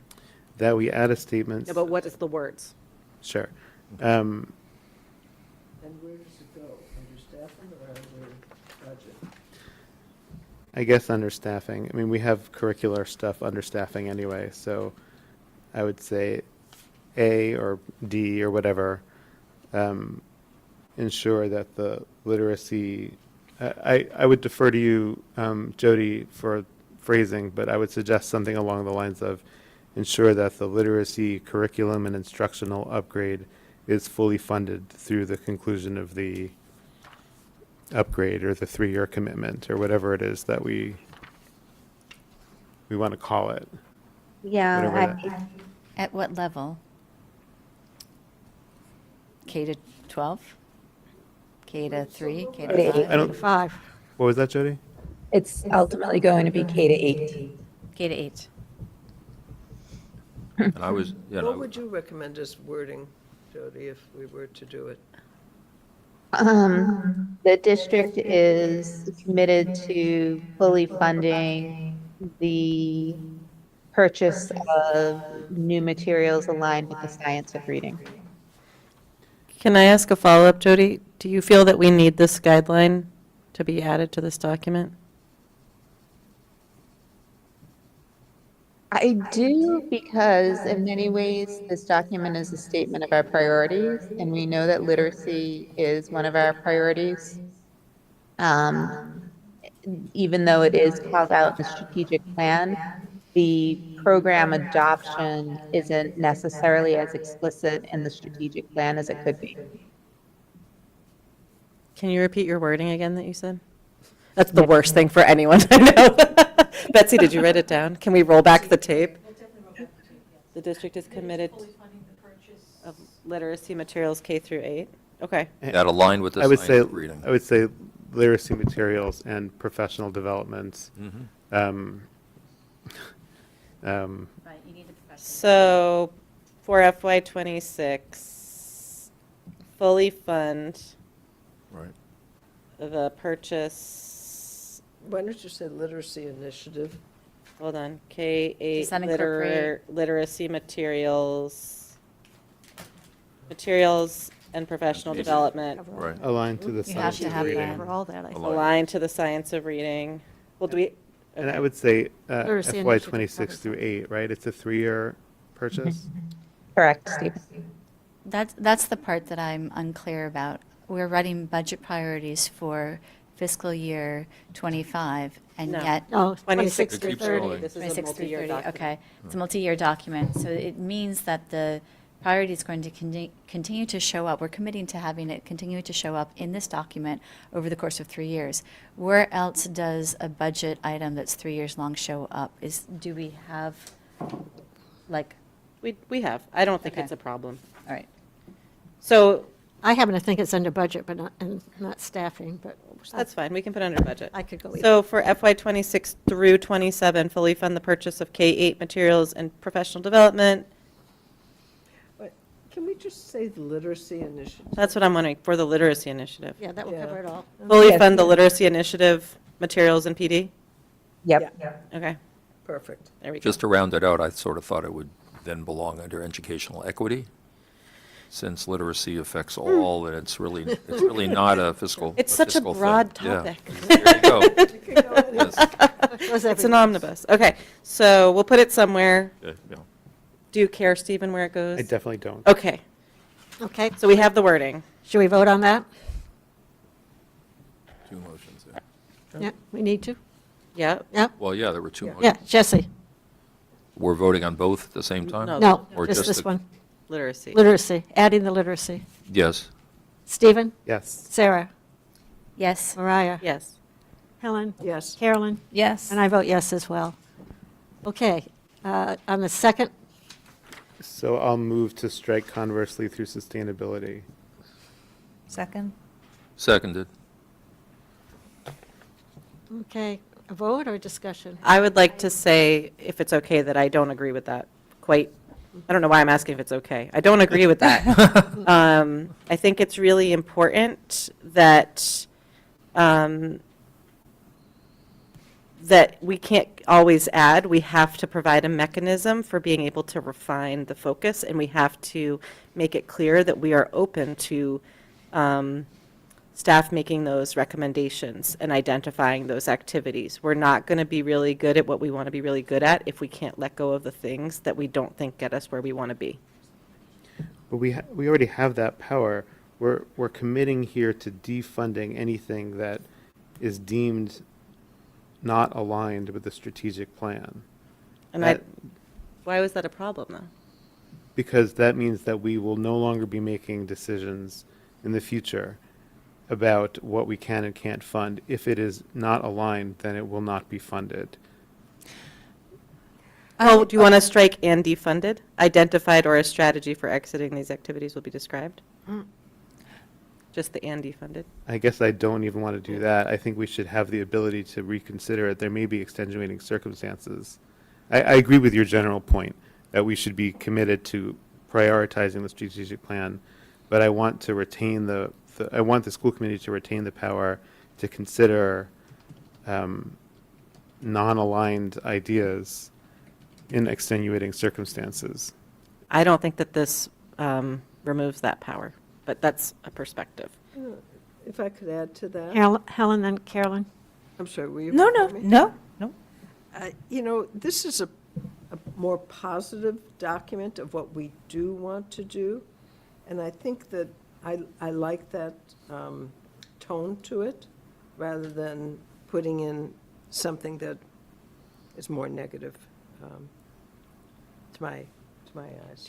Are you saying that this We is may end negative? up there. We may end up having to do this stuff. We did last year. It was hard and it was awful. But to put it into our guidelines, I'm not sure it helps us any. My opinion. Carolyn? Thanks. I think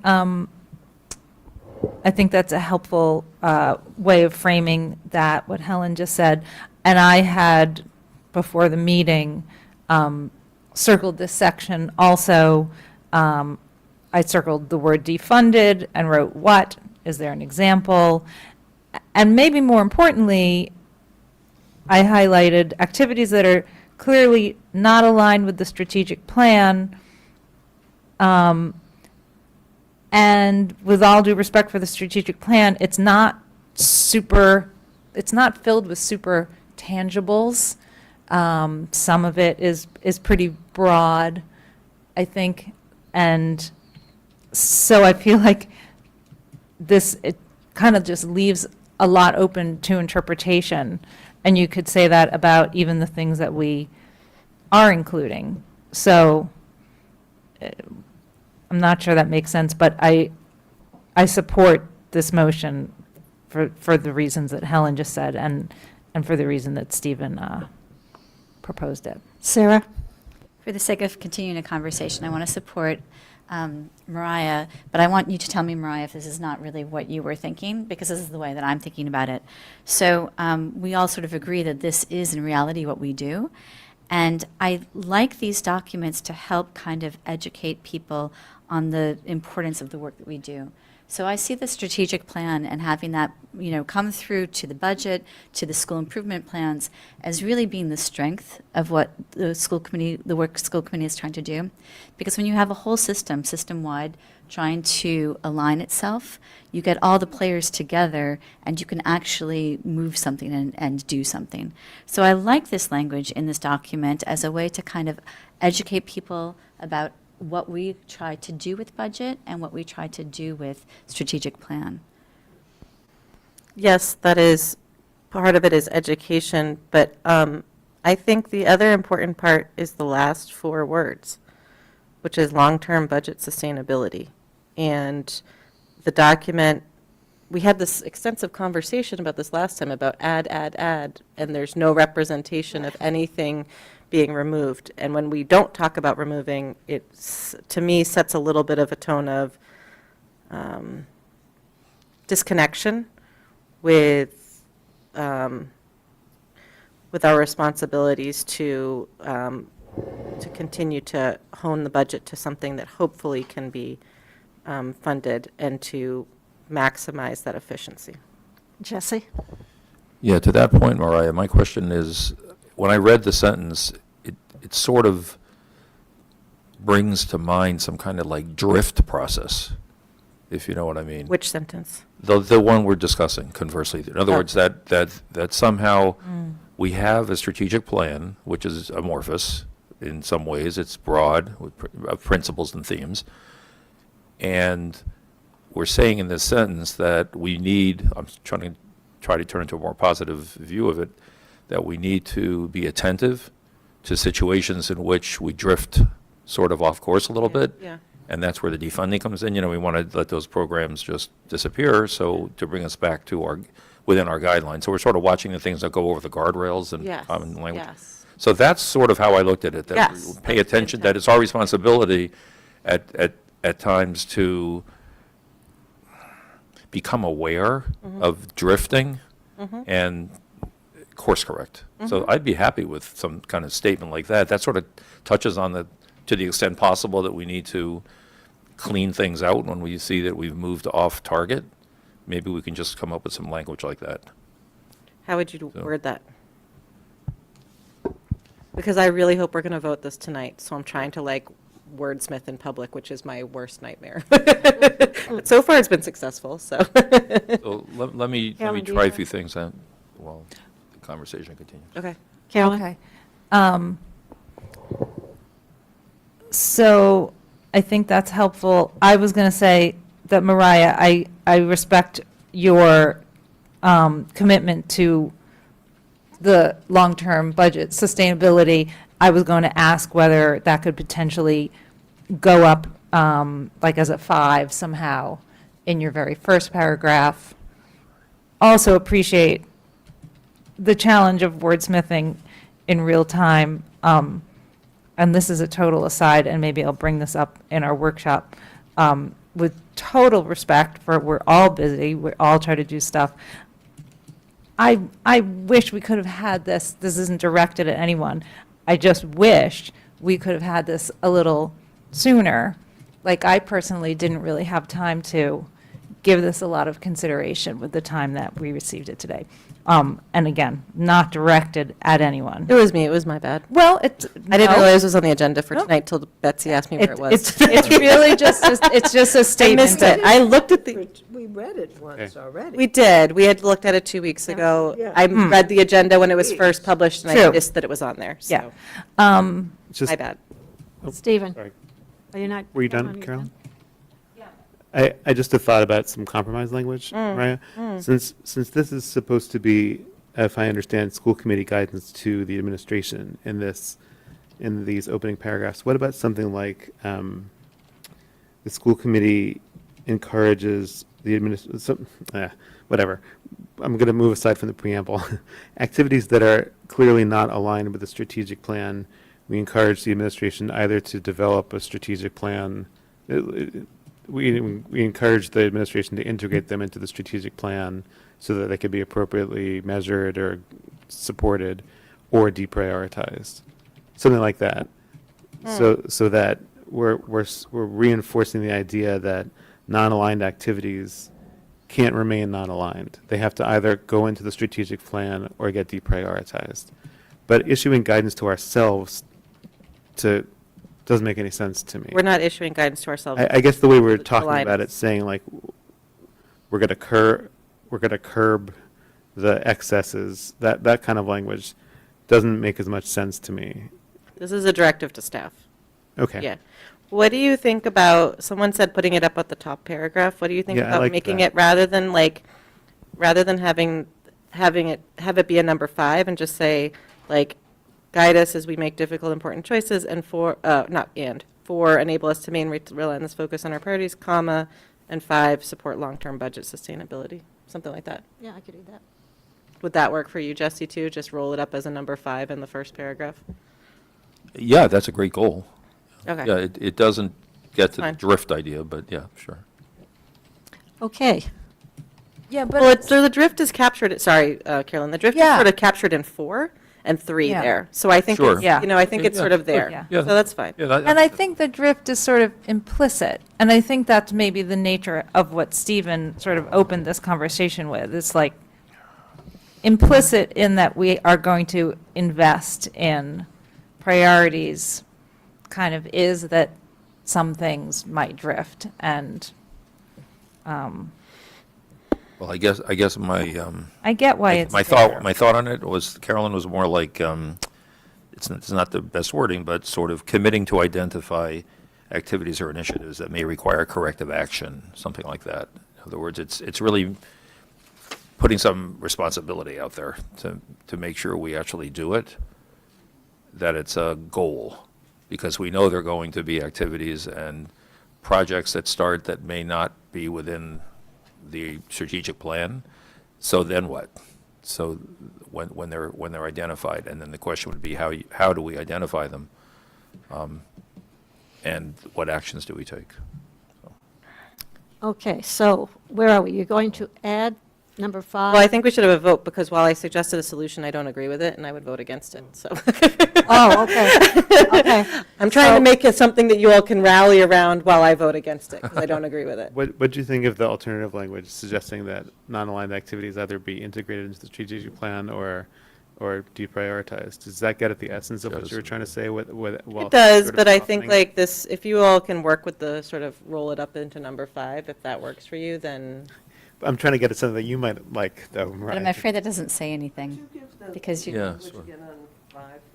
Yeah, so it would be, this is the second paragraph, or the second sentence of paragraph 1. In accordance with our responsibilities, we present our suggested multi-year guidelines to 1, inform construction of the budget for the upcoming and future fiscal years. 2, allow us to review all spending proposals through a shared lens. 3, guide us as we make difficult, important choices. 4, enable us to maintain a relentless focus on our priorities. And 5, to support long-term budget sustainability. I think that sounds great. And then you're getting rid of all the conversely, that replaces. Right. That goes out. That's what you all would vote, yes. I think that nothing else in that document, if we do this, nothing else in the document supports that we are actually supporting long-term budget sustainability. It is a meaningless statement because we have not articulated anything that says to remove anything. All we do is add. Well, what about just adding number 5, the support thing, and then taking out the conversely phrase and just start with the word activities? Just like, I agree with what you're saying, that if we put 4 words at the top, support long-term budget sustainability, what does that mean? Maybe the sentence that Stephen suggested was problematic could just start after the first phrase and just say activities not aligned or some misaligned priorities, whatever they are, with the plan will be identified and defunded. That way it doesn't start with this whole conversely and to the extent possible. We're articulating a goal, which is to maintain a focus on looking for things that drifted, let's just say, and to bring them back into the plan or See, I feel like. jettison them. Well, conversely was just because it's meant to tie to the fact that the primary guideline, right? This is the flip side of the Yes, primary this- guideline. Right, this is working outside. And to the extent possible, that mitigated all of these kinds of fears that we were giving away our power. This is something that's saying some things aren't going to go away. I don't know. Right. Something that might feel like misaligned, but we They're still say, gonna do. in a year, it's going to, we're going to add it into the next one, so don't make it disappear. Okay, Yeah, right? Like, I oh, we hear you. realize it got missed this time, it's not here. Okay. okay. I don't know. I would vote against these changes, but. Okay, so Okay, I'll make a motion. we have several motions. What's We're gonna, well, we still have Stephen's motion To delete it to altogether? delete it altogether. I'll You want to make a withdraw friendly yours? amendment Okay. that we delete it and put in number 5 to support long-term budget sustainability. Okay, do we have a second to that? Second. Okay. You ready to vote on that? On the friendly amendment? Yeah. Are we voting on the friendly amendment or the whole thing? I think I'd the like to friendly- vote on the whole thing if we could, but that would I know, we include the first have friendly. No. amendment. No, I Friendly meant the whole thing. I meant not just, are we voting just on the amendment, or are we voting on the amendment and the deletion? Oh, no, it's the amendment and the deletion. Okay. Yeah, yeah. That one we got. We ready? And Yes. then we're going to continue to, we're not voting on the whole document We yet. are after that. Okay, because I still have questions about Yeah, the we. whole. we- Okay, perfect. yeah, we're just trying to get through this part. Got it. We'll see what we can do. We'll start over here. Carolyn, Yes. Yes. Yeah. Mariah? No. Sarah? No. Stephen? Sorry, if the friendly amendment doesn't pass, then does the original motion then get put up for a vote? Yes. No. No, you're voting no. No, see, because you're following proper Roberts rules and they're not. You should be voting yes right now if you get what you want. What you would give, what you want is yes. I don't, the friendly amendment doesn't make a ton of sense to me because I don't see how we're supporting long-term budget sustainability. So it seems like kind of a dangling idea to me, so I don't really want to support that friendly amendment. Okay, You just want to remove conversely, and you don't want. I do want to remove the entire last sentence, Yeah. the last two sentences. Right, but that's part of the friendly amendment. But he's saying he doesn't like But, it. but I don't, but putting that last an clause unfriendly into amendment number. to him. So then you voted I vote correctly, and against, then yeah. it may or may not end up happening. Right, The sustainability as number 5. without the rest Right. on it as a standalone, that you Right, don't 'cause like I don't that? see how our guidelines support long-term budgets. You agree with that point where it's like not really present in the rest of the Right. document? Yeah. Sorry. Voting no on the friendly amendment with apologies. Jesse? Also no. No. Okay. No. Okay. So can So we we, got 4 noes. 4 noes and, 2 yeses. Is my vote. Then you didn't vote. I can don't we know how to vote. then vote on well, it the, doesn't matter because it lost Doesn't anyway. can we vote on the original motion without the friendly amendment? Yes, we have to. We Okay. can, yeah, we should. Sorry, did you not vote, Suzanne? No, I didn't vote, abstain. I just, at this point, I don't know. Doesn't make Okay, so now we go back to the original amendment, which is to delete the entire paragraph. From conversely through sustainability. Okay. And we've already had that I'll call the seconded. vote. I'll call the vote. Thank you. Sorry, I wanted to ask a question. I'm sorry, but About this, Just about this- that we're paragraph? just voting That the last, amendment, I know. not the whole thing.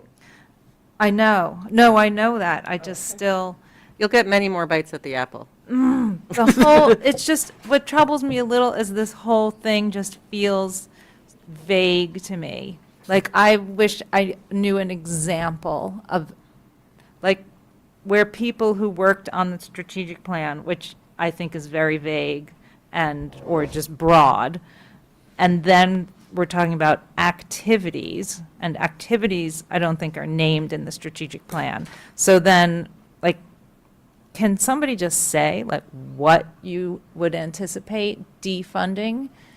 I don't have an example of what I would anticipate defunding, but I can give an example of something that I think is unaligned with the strategic plan, and it's an opportunity to revisit it and see how we should be doing that better, which is adult ed. It's part of the PSB, it's not present in the strategic plan, and I think that was a missed opportunity. So I'm not saying we would necessarily get rid of it, but so maybe we need to tweak that wording to say a strategy for exiting or modifying these activities or the plan or something like that. Right? Like, but when things don't fit in the plan, why are we doing them? There are things, okay. There are things that won't fit in the plan, that come from the federal government, that come from the state. But that come from base the is not a town. mandate. Huh? I'm just giving one example, just picking on base for a second. Just like, you're right, there are things which are And mandates. base is part of the public schools, that's where. That's why every it should be adult in the education- strategic plan. Yes, but they're not, they're a separate entity, I don't. They're not a separate entity. I don't agree that. I'm not saying, Managing them.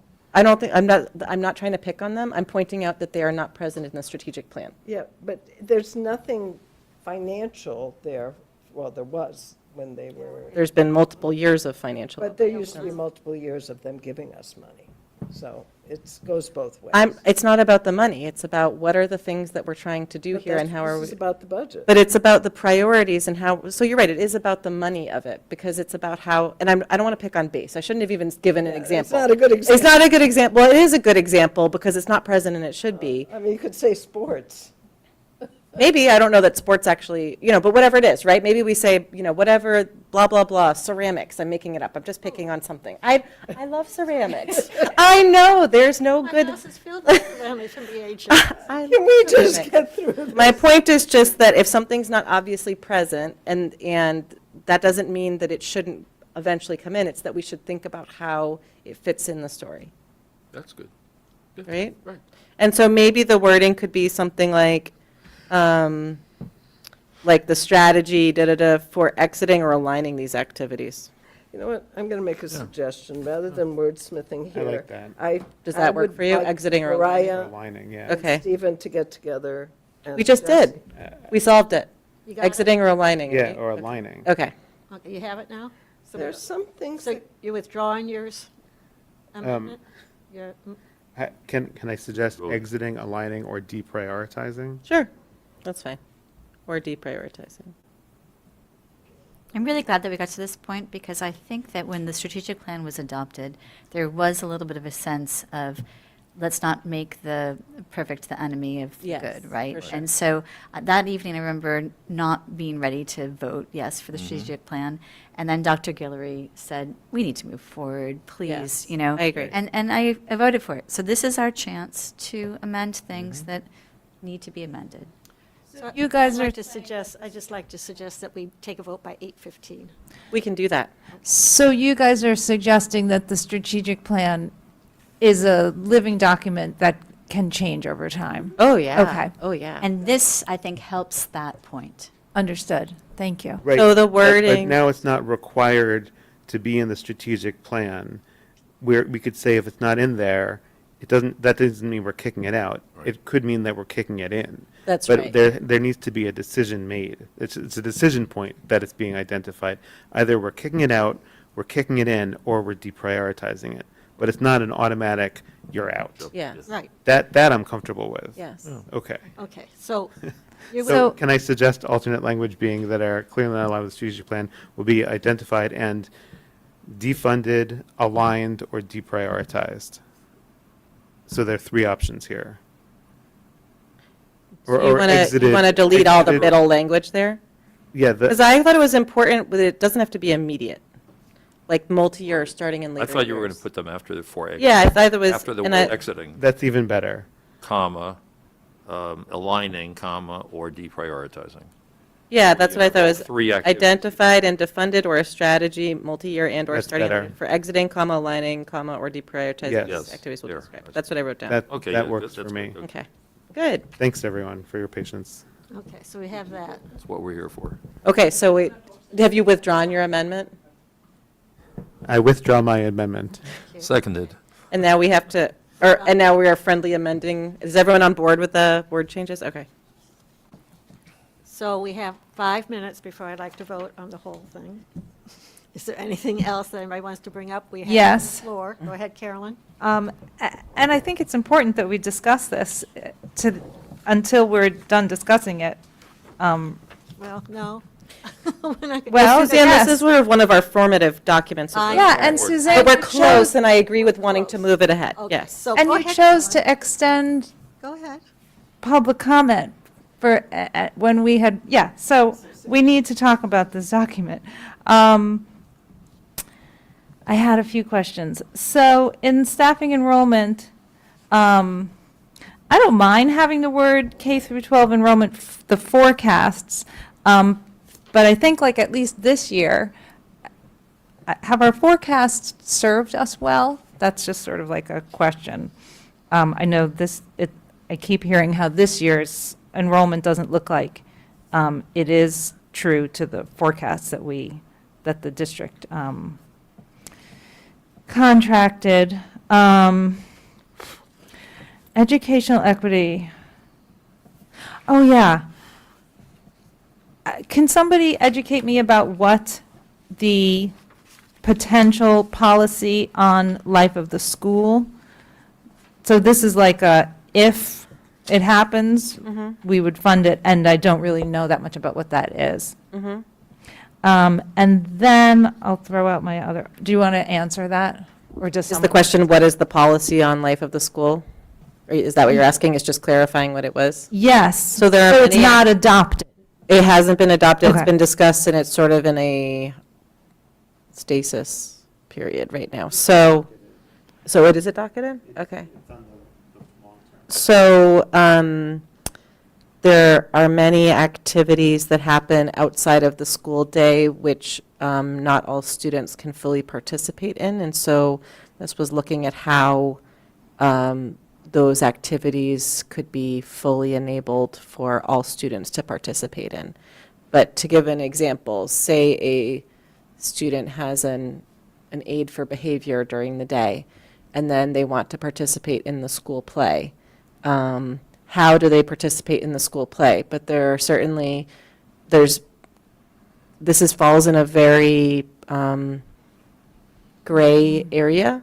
And so I'll say, gray area of, as I understand it, legal obligation. And so how we are affirming our legal obligations while also being able to afford the consequences of the decisions, while also promoting inclusion for all of our students. There's multiple levels there to unpack. Okay, thank you.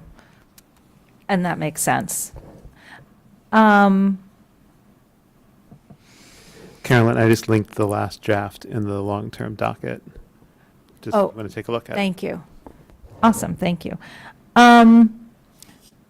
Budget, C. Plan driving on student dashboards. Again, late to the party on the strategic plan and the use of the word dashboards. Are we talking about metrics, benchmarks? And the strategic plan doesn't have much of that. We have MCAS scores and a couple others. It has them articulated, but how we then visualize the progress against them is not articulated. Okay.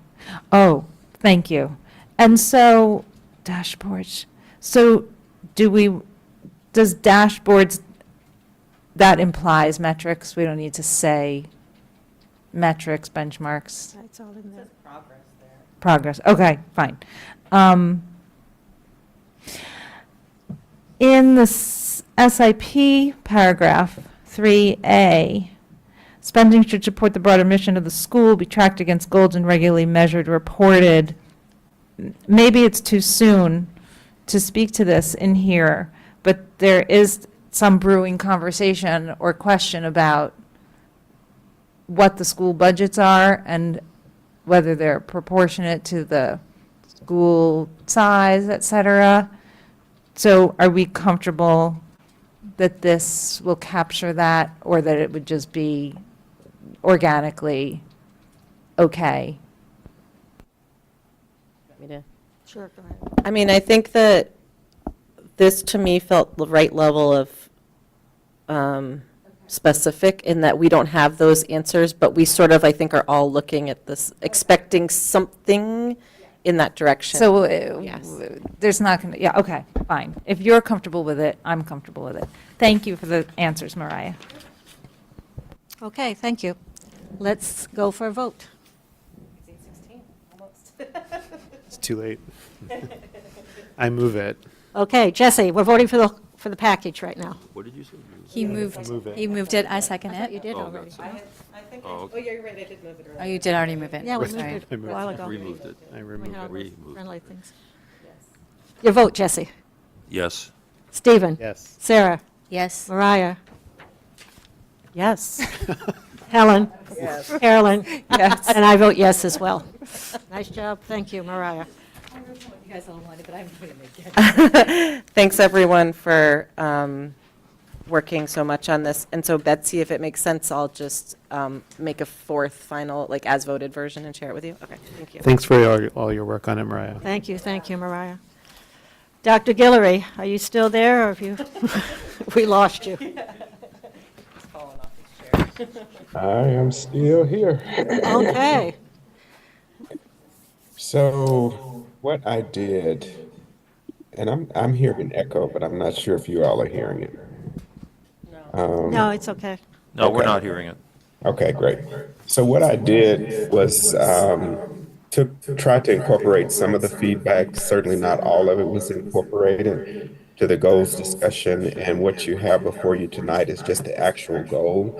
Last time, what I gave you was some of the benchmarks and key actions, and I'm going to continue to process through some of what was shared to be able to provide artifacts that would meet the goals.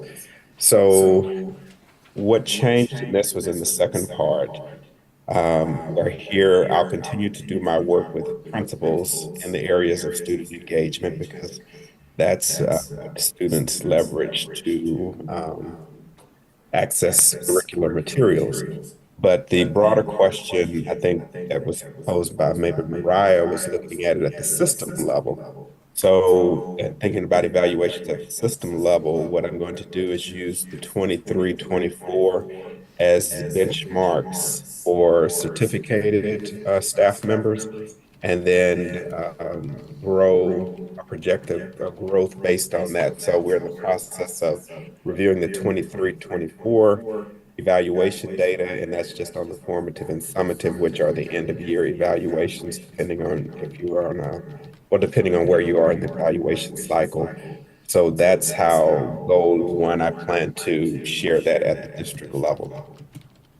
For goal two on coherence, I don't think I made any adjustments to this one, except in the artifacts. I think Stephen may have mentioned something about or maybe it was Carolyn, to say, sort of hone in on some of the key initiatives. And I think here in the key actions and benchmarks, I talked about the work that's happening around the literacy pieces. I think of what we're going to hold up. And then I talked about a pilot. One of the schools wants to try a pilot for middle school students. So I'm looking at incorporating that as part of, again, the broader work around literacy. Right, because, I'm so sorry, because of the audio, I didn't fully catch what you were saying there about a pilot. I heard something, develop a pilot.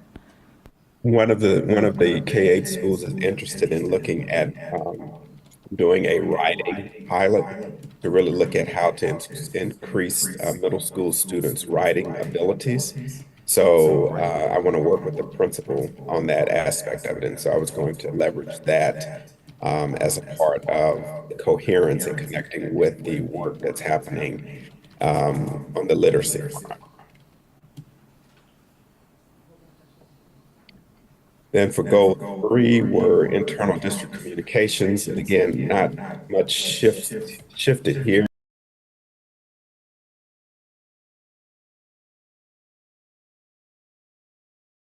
That we're really focusing on. And we got some feedback tonight on sort of the superintendent's report. So it will be this bigger push on increasing the quality of the communications that are going out both internally as well as externally. And budget process, again, I think this one remains primarily unchanged. Can I ask The key actions and indicated the key actions and benchmarks, I'll work to incorporate some of the feedback that was provided there. But the overall goals, I think the biggest shift was in goal one. Yeah, just a question, Dr. Guillory, on that one. I mean, I had a question on it earlier when I wasn't sure if you were waiting till the end or. No, go ahead. Or sorry? We're ready for it. Yeah, so I guess my question in goal three is how that's going to be measured. Is this, for example, implementing software that the district may not be using today that tells you actually how many emails sent to parents and caregiver guardians or to others in the normal course of your work are actually opened, for example? I mean, sending out communication. We have that already. Oh, Yeah, we we have that on our Blackboard aspect of it, and part of what we also have in the strategic plan is increasing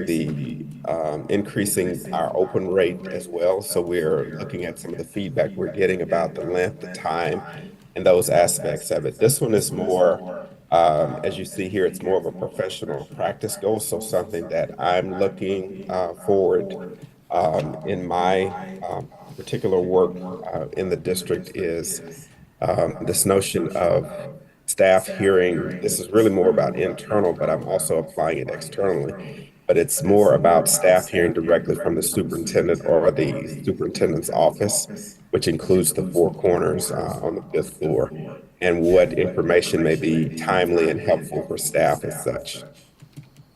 Thank you. Mariah, did you have something? Okay, Sarah? As we all know, we look at these goals to make sure that they're realistic.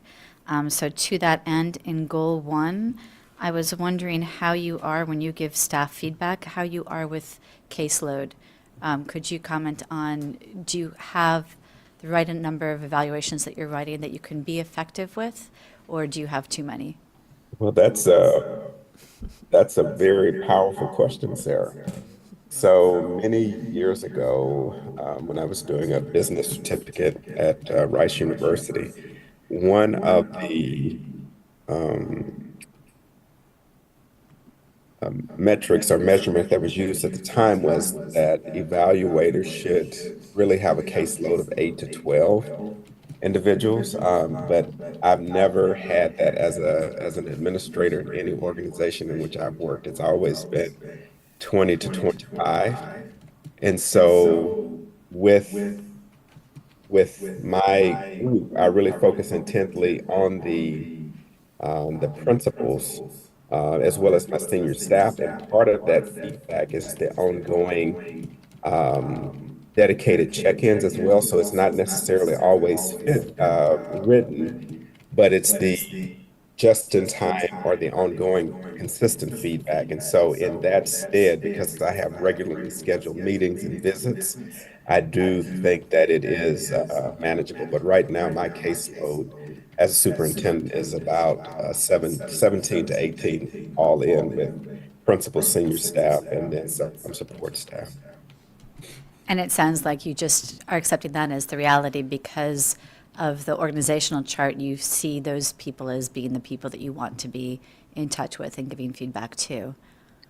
Absolutely. And, certainly you'd like to be able to spread wider, but that's just an unrealistic goal. And as of right now, I mean, it's an unrealistic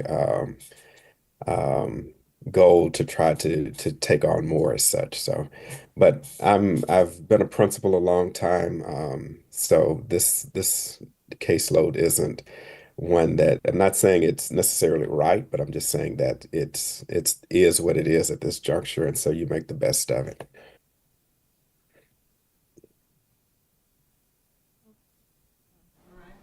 We have Right. 4. I'm waiting for him to get through 4. I think you, We didn't talk about 4. He went through 3.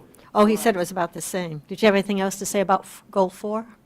No, I think it was pretty much the same. I said what I would do is under the benchmarks and key actions was incorporate some of the feedback around how might that be measured. Because I think one of the questions here was about like the budget book, and certainly we're going to work to continue to refine it. But what we're really looking at is getting our budget managers, ensuring that they are in sync with the notion of budgeting and managing budgets well throughout the entire process as such. We also talked about this notion of working with in this case, our building principals for their school site councils to ensure of their input in the budgeting process. And I think you all saw that through this SIP presentation this year as well. And then it's looking at many of our schools already look at their populations that may be struggling to demonstrate academic proficiency or engagement in other aspects of the school.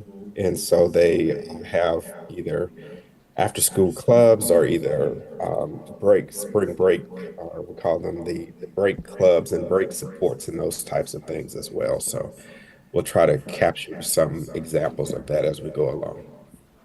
Go ahead.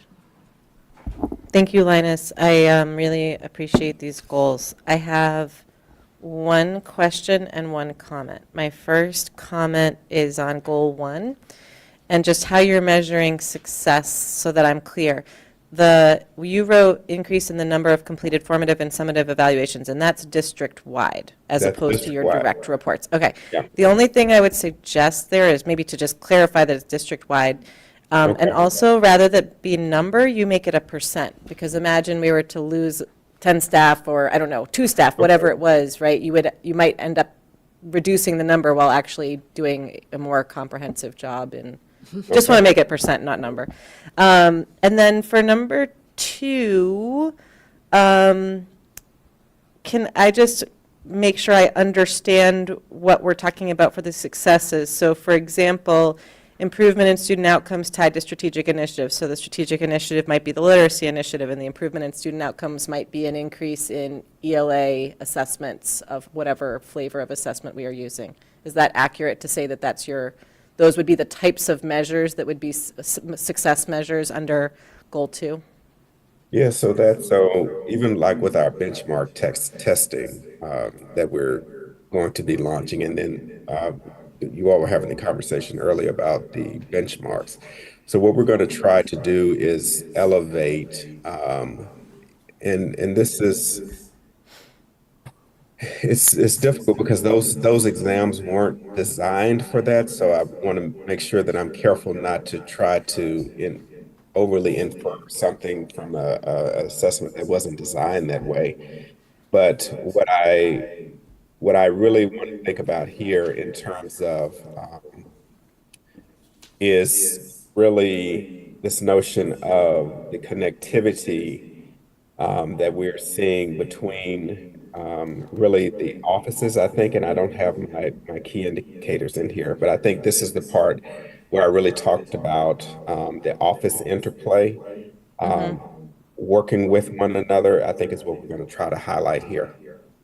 Well, I think If there are other ideas that you all have or that you think will be measured, I'd be happy to incorporate those as because there could be a billion, literally, probably different measures that could fit under this, I think it would be valuable for at least me if you identified in advance sort of some key, I'll say like, touchstone measures that you think really accurately might cut across multiple offices and help you, sort of would be like a great synthesis of, do you feel you're going in the right direction?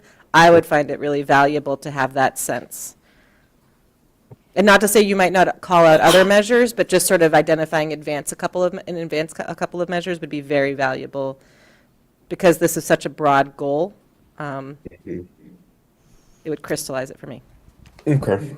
It's always hard if we end up identifying based on what we can measure, right? That I have a lot of trouble with data in schools on that particular issue. And then does that mean that we then push ourselves towards that which we can measure instead of what we actually want? Well, but at the end of the day, this is, that's how he's defined success. So if that's how he's defining success, then we should, I agree with you that all these measures are flawed. On the other hand, I don't think we should rely on any single one of them to be like the truth, right? So it's a blended approach. I have, Carolyn? I also have a question in this section now that we're here. I just find myself rereading, and so I think struggling a little bit to understand the sentence, to promote equity, special attention will be given to ensuring that all schools, particularly those with historically underserved student populations, are fully engaged in the coherence building process. So first of all, I think I keep rereading that because I'm sorry, I'm such a tangible nuts and boltsy person. I just don't fully understand what that means. And I also just would be interested in when you're saying to promote sort of what your thinking of equity is here, and especially special attention, all schools, particularly those with historically underserved student populations, and I'm not sure what that means. And I think that all of our schools are, wouldn't that mean all of our schools? I'm just struggling with, like, I wish that sentence was a little more Yeah, specific and clear. so I Thanks. think to try to bring a little clarity to it. So yes, all of our schools do have historically underserved populations, and historically underserved populations has typically meant low students that are identified as low SES, students that um, are serviced in with some groups of students that are marginalized students on IEPs, or and then some students based on their race or ethnic background. So all of our schools do fit that bill, and so I just wrote it sort of in this in the broader sense in that regard. So as an example, one of the things that we did last year, and we saw um, in our and again, I don't necessarily like to tie our state scores to this, but we saw tremendous growth in our student populations this year. Even our higher achieving students, and that's really unheard of to get the growth percentiles that we did this year. And so part of that is digging in and understanding what work was happening there and how can we continue to replicate that. So I'm thinking about the group that's traditionally defined as underserved populations, but I'm also thinking about the students that are higher achieving students, and then how can we also ensure that their needs are being attended to. And so again, this notion of coherence is how do we ensure that all parts of our system are working together to serve in service of our schools and their needs. So I can try to make that a little clearer, but that's the way that I'm thinking about it. Thanks. And sorry, I'll follow up, and this might not be right. So are you talking about sort of ensuring that, like, we have parity across all of our, I'll say, the K through 8s in terms of access, et cetera? Well, those things we see as a baseline given. Okay. Yeah. So, but not necessarily parity, because each school needs something different based on their student makeup and their population. Some of our schools have specialized programs, and so they have a Right. greater need than a school that doesn't have that. So. Okay, thanks. Okay, Stephen, then Jesse. It's a really short question. First, I really like how you define success and progress for each of these goals. It's really appreciated. It's just a small question about goal number 1. I'm supposing that we won't be able to look at the evaluations because they'll probably be HR confidential. Correct. And I would like to have I think the school committee should have something more than the number of evaluations completed so that they could have a deeper understanding of the evaluation process. Is there some kind of artifact you could submit to the school committee other than, or maybe in addition to, a number that could provide some insight, maybe like an analysis of the evaluations, or just some way you could provide an anonymized window into the evaluations themselves so we can understand something about the evaluation process that you're doing? Let me think about that, Stephen, because Okay. what I always sort of end up thinking about is the final written evaluation. But the manner in which I've described this, I mean, I think you get it to some degree, but you're not necessarily seeing what's happening in those sessions.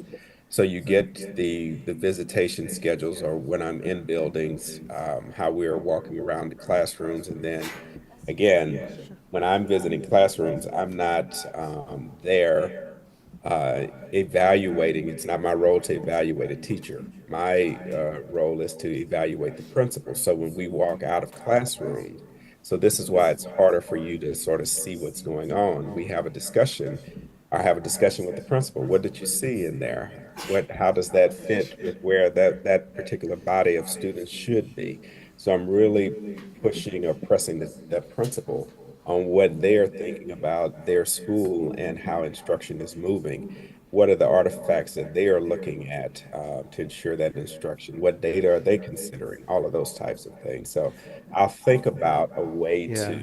to give greater insight into that It process. could be anything, like it's some maybe description of criteria, or maybe like a range of observations that you made that aren't that we can't identify anything by, just so we have a sense of what the evaluations comprise. I think that, because otherwise I feel like I would struggle to know how to understand your work in that area. Otherwise, I think this is really clear and helpful, so thank you. I just want to make sure that you remember that we had, last time around, we had an evaluation with the name struck out so that we could see some of the language. Did you see that part? Yeah. Oh, okay.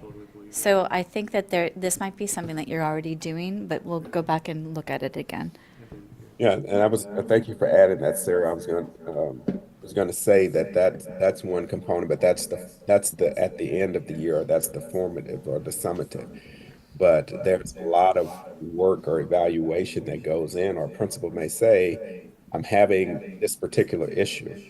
And we go through, my son has now discovered the Socratic method, or they've been talking about it in his 6th grade classroom. And he was asking my wife the other night about it. And so they were going back and forth. And he says, oh, well, Dad does that a lot with me already. So it's a lot of that iterative process with the principal to say, here's a problem of practice that I have. And they say, well, what do you think about it? And so I go through a series of questions with them. I check in with them periodically. And then on the next visit, we dig into it a little bit more deeply as well. But again, it's sort of individualized based on what the principal is experiencing or the school is experiencing, rather than a one size fits all. And just to flesh that out for us, there isn't a place where you take notes on that. That's all in your head. Well, Because no, it's on the. I have it written down. The issue You do have it is- written down. Yeah, I have Yeah, it okay. in my little handy dandy electronic notebook. But what I've been trying to do, and this is where I've always struggled for years as an administrator, is how then to turn these notes into, because what I do is I gather these notes and then I rewrite them or retype them. So if there was an easier mechanism to capture these things so that real time it fed into the to the evaluations. Dr. Fortuna and I actually had a conversation earlier this week about that. Because in other systems, at least with the observations that would happen, they would roll up into the summative. But my handwritten notes, I have to figure out how to take better advantage of those. Goal number 5. I think No more Mariah had a goals. follow-up, and then we'll get to you, Jesse. I do have a follow-up. One measure that I've seen used, Linus, which you might want to consider, is just percent of observations that were, I don't remember what the 4 categories are, but exceptional, whatever the 4 Oh, yeah, proficient. proficient, right, needs improvement, right. So that's one possible measure that might give a sort of general arc of the evaluations that you might want to consider. The other thing I was going to say, and this goes back to the success measurement, is I think if formative and summative are blended together, it'll be really hard to measure year on year, and formative is so dependent of the relationship, but I think summative is probably the key evaluation we want to measure. Well, Right. in this case, what formative means is it's depending on the cycle that a person is on. So if a person is on a 2-year cycle, at the end of year 1, Okay. they get a formative evaluation. Which So is- these are still the formal evaluations that they get, not just like a check-in evaluation that we might think. Okay, great, thank you for clarifying. Okay, we're going to go to Jesse, and then we're going to think about taking a vote on the goals. So Jesse, and then we'll. Yeah. Yeah, I had a question in goal 4. Towards the end, you mentioned to ensure inclusivity, the budgeting process will actively involve historically underrepresented groups, ensuring their input is reflected in decisions. Equity will be prioritized, which I read as inclusivity as well, by allocating resources to schools and programs serving high-need students. So the first time I read that through, I see high need reflecting back into the prior sentence, basically historically underrepresented groups. Is that what was meant?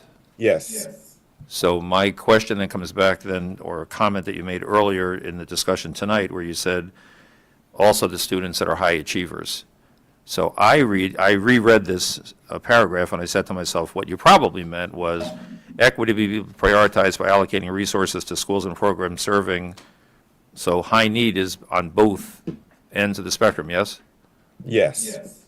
Okay, so I think it needs to be a little clearer because it could read as a continuation of the prior sentence, which is historically underrepresented groups, but actually the sentence could stand alone. I mean, even if you didn't have the one beforehand, equitably prioritized by allocating resources to schools and programs serving students from if you want to focus on historically underrepresented groups, but at the same time, the whole echelon of students who are high achievers and you want to provide them with, phenomenal challenges, let's say. Those would also be, I think, high need students, I think.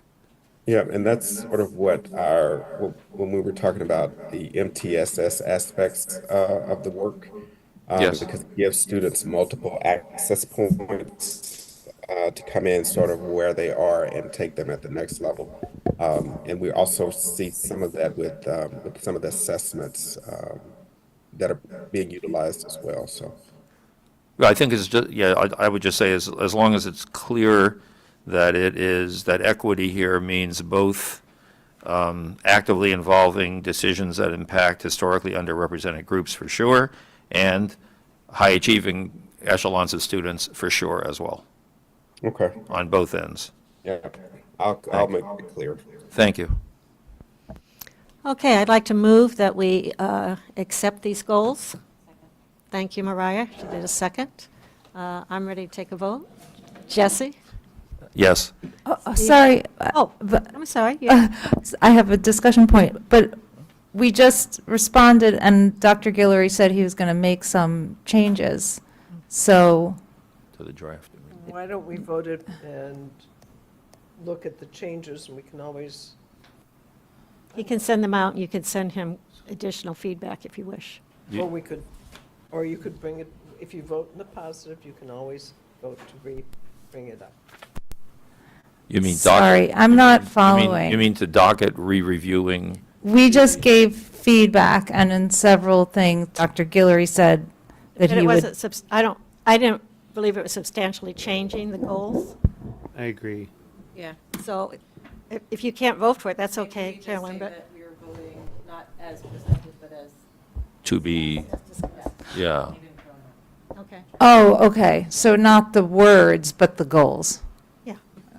I mean, the goal is yes, but with, what you said, as discussed. As discussed, we made suggestions. He said, Okay, sounds fine. good. So we're sort of assuming those will be incorporated, maybe not word by Thank you. word, but in. Okay, thank you. Can I just, maybe if I can't say Yeah. so, I had one question from the last time we discussed this that I didn't see here. Okay. May I? We'll hold the vote. Go ahead.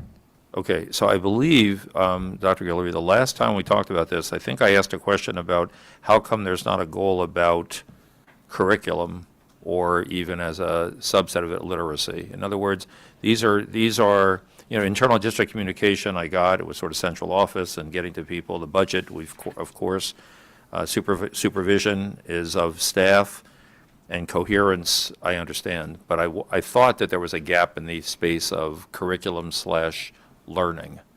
So is there space for that, or do you see it? I see that as under goal something? one. That's the work that I do in terms of supervising schools. And you see quite a bit of that work that's already happening in the Office of Teaching and Learning as well. Okay, thank you. Mm-hmm. Okay, we'll try take two. Okay, we're going to vote on this as moved by Mariah.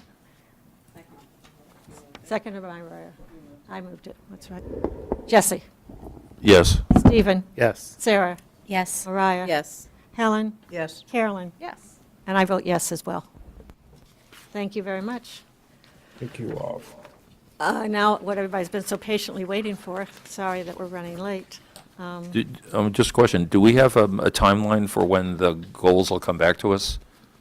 Like, or not, they're not coming back to us? So we won't see them as modified by the Yeah, he discussion? can send them out, yeah. What's that? Yes, how much time you need to do a little modification? Dr. Guillory? I mean, by the next school committee meeting? I don't know, something, 2 weeks? I don't know. That seems to me Or a little bit overkill, because we do revisit them, halfway through the year and everything. Do you? Oh, okay. Why would you want to see them, because you'd like to further edit them? Because we will be updated right at mid-year point when we Right. address this We'll look at them again. Well, I guess I was thinking, okay, that's fine. I mean, if there were things that in nuance didn't get captured, it would give us an opportunity to correct now rather than in some Well, months but down give- the road. But we do that mid-year as. Okay. So we do a Sure, touch. no problem. Touch them then. I'm a newbie at this. Yeah, I know. First It's all time. good, it's all good. Okay, we're going to take a look at the school calendar. If you remember, was it last summer we had this, we started this conversation. We're looking at the 25-26 school year. It's not next year, it's the following year, so we have time. We don't get it right away, or if we don't make a final, we don't have to have a vote tonight, is what I'm suggesting. We've certainly had a lot of input today, so It is next year. No. it's not, 25, 26. This is 24. Oh, it is next year. oh, it's next year? Yeah. Oh, Sheesh. gosh. Time But I flies thought when we you're having already fun. voted 20. Didn't we vote 20, didn't we vote No. 2 years? We did, but this one got delayed. This one got delayed. Right. It had issues with it. No, It's okay. next year's. You're right, that's what was confusing us. Yeah. So we don't have as much time, but we do have We some don't, time. I think we need to do something very quickly because people make vacation plans, people, figure on things. I know. I Okay, wouldn't wait to do this. I am going to open up Avoid it, the and I floor would and let people. suggest- Okay, Can go I ask a ahead. question? Sure. Wait, But I was going Helen to was suggest saying something Uh-huh. that we might want to think about, in the next month or so to do the following year, so we do get on a 2-year, and then have, just add a year then every time, Yep. rather than, I think that's being asked for by our families, yeah, that's it great. really helps families, I think, Yeah, to know okay. what's going to happen. People have been asking me where this one is. It's right here. Yeah. Okay, Mariah, did you want to say something? My question is actually for some of the members of the audience. Hagar, I think you said that you wanted one, you said at least one. And what was which one were you asking for? Was it? We would really like to. Yes. I think you need to go to the mic, I'm sorry, because otherwise people. I just wanted to get clarity because there was different messages, and I just wanted to make sure I understood what the conversation or what the requests were. So I think the Muslim community would really like to have 2 high holidays recognized. But I think we are open to having a phased approach where maybe we do one this coming year, 25, 26, because I marched out the calendar in the following 5 years. There are multiple years in which one of the holidays falls on a weekend or an existing holiday. The only one that does not do that is 25, 26. I see. So I think what would be a good compromise would be to include the first holiday, which is Eid al-Fitr, which follows Ramadan, which would fall on March 31st, I believe. It's March 31st for this year. The March following year, 20th. the March 20th would be 2026. That's what we have on here. And then for the following year, incorporate both. Thank you. That's helpful. Okay, Stephen. So I'd like to propose moving Eid al-Fitr to a Category 1 holiday on this calendar. And I'd like to bear in mind our discussion from the workshop where we agreed that it's not a good idea to continually add to the calendar and push it beyond the 3rd week of June. So I think we should be looking to look to remove a day also. So I also want to suggest moving the I'm not seeing it all of a sudden. It's Good Friday. I want to propose moving that to a Category 2 It's April 3rd. to a Category 2 holiday, and keeping our end date the same. Go ahead, Mariah. I'm on board with what you said, except I don't believe in Category 2 holidays because I think they're like the worst of all outcomes where it's not a full, I would prefer to have a day taken as a Category 1 day where we then, I don't love adding days at the end of the year, but I do want to have a day that is a full day of school as opposed to a day that does not allow educators and students to take advantage of the full day. So that's like I'm not sure I want it to be a Category 2 day either. I guess I'd rather just have it be a day, or a Category 3 day, I guess, should be the option for Good Friday. And that works out really well because it's always Friday. That's true.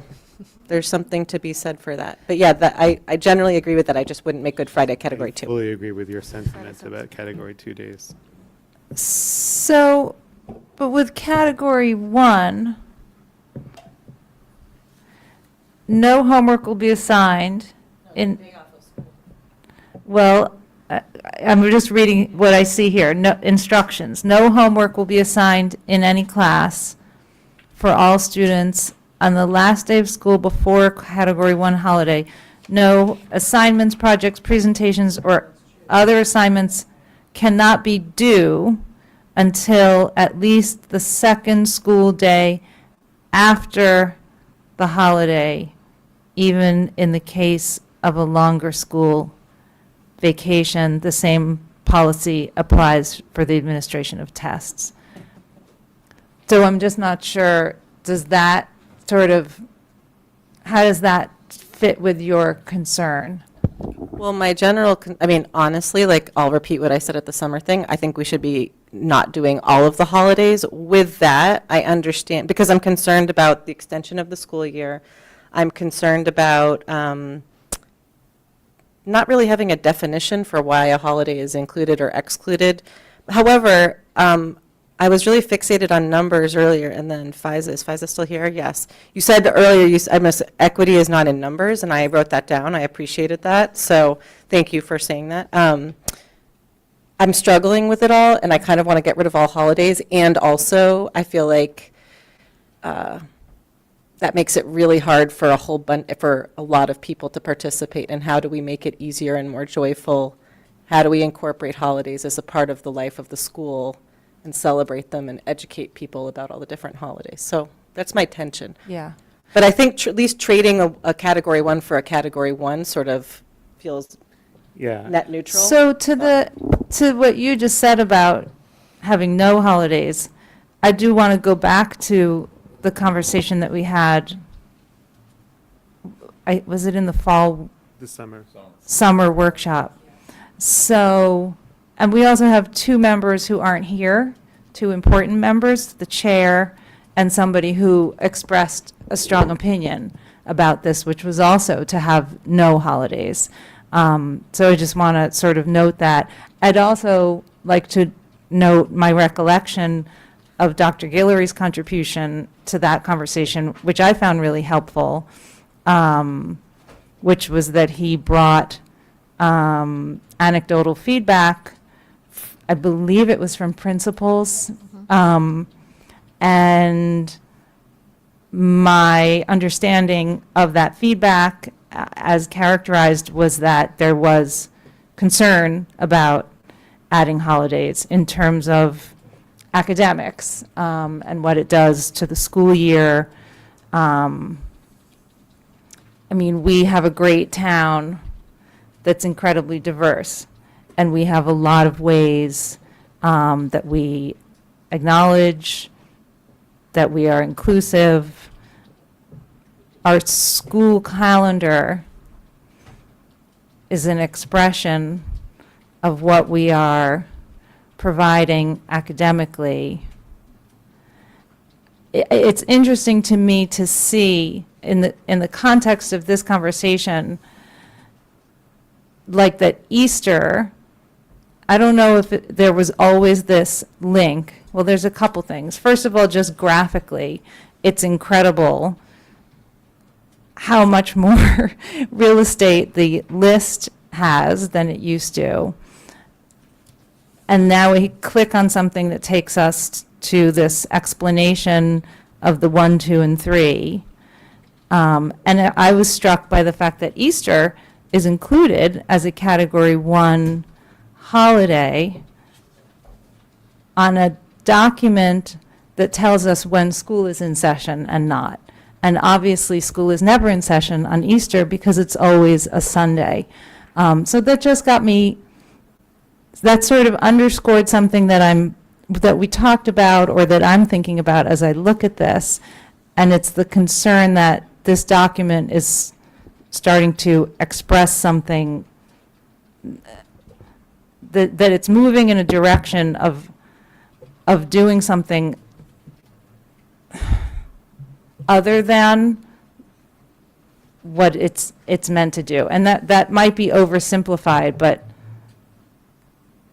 the inclusion of Easter, and there are people in my family who celebrate Easter, so this is nothing to do with what's on the list or what's not on the list or competitions between everybody, but it's a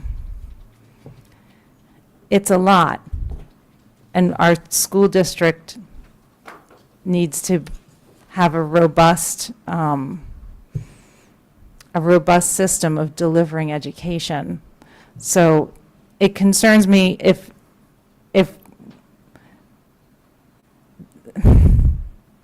I don't know if the conversation about holidays being acknowledged and inclusion and equity is really exactly the same as the calendar, as a functional document. Sarah? We did have a conversation recently about not having holidays, religious holidays off. And my understanding, in order to try to kind of like streamline this process a little bit, is that we didn't decide to do that yet. And I think sometimes I feel like you need to say out loud what everybody understands and doesn't say. So I'm just going to say it. One of the reasons why we didn't get rid of religious holidays when we had that conversation is because the Christian holidays would be protected and the Jewish holidays wouldn't. And I don't believe that right now in Brookline we are going to stop taking the school day off for Jewish holidays. So I thought that that was kind of a decision that was sort of made. And so now we're at the point, in my mind, where we have a school calendar in front of us where there are going to be religious holidays on it. And the question for tonight is, should we add one? And so I'm very comfortable with Stephen's suggestion, because that's sort of like the work I've already done to get here. Yeah, go ahead, Helen, then I'll say something. I'm going to show my ignorance.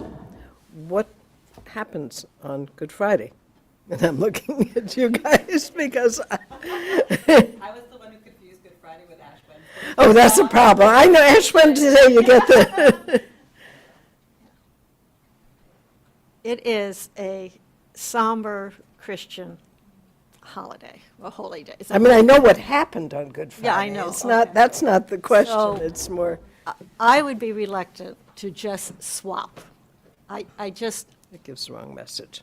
I just don't, it seems wrong on many levels. To say, we'll take one from you, but give one to you. I mean, I don't think we're trying to do that.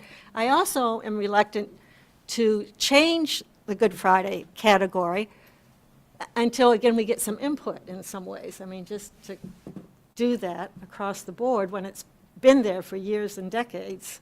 It doesn't mean I couldn't agree to do that, but I just feel like bringing it up for the first time or the second time tonight, I am not ready to do that.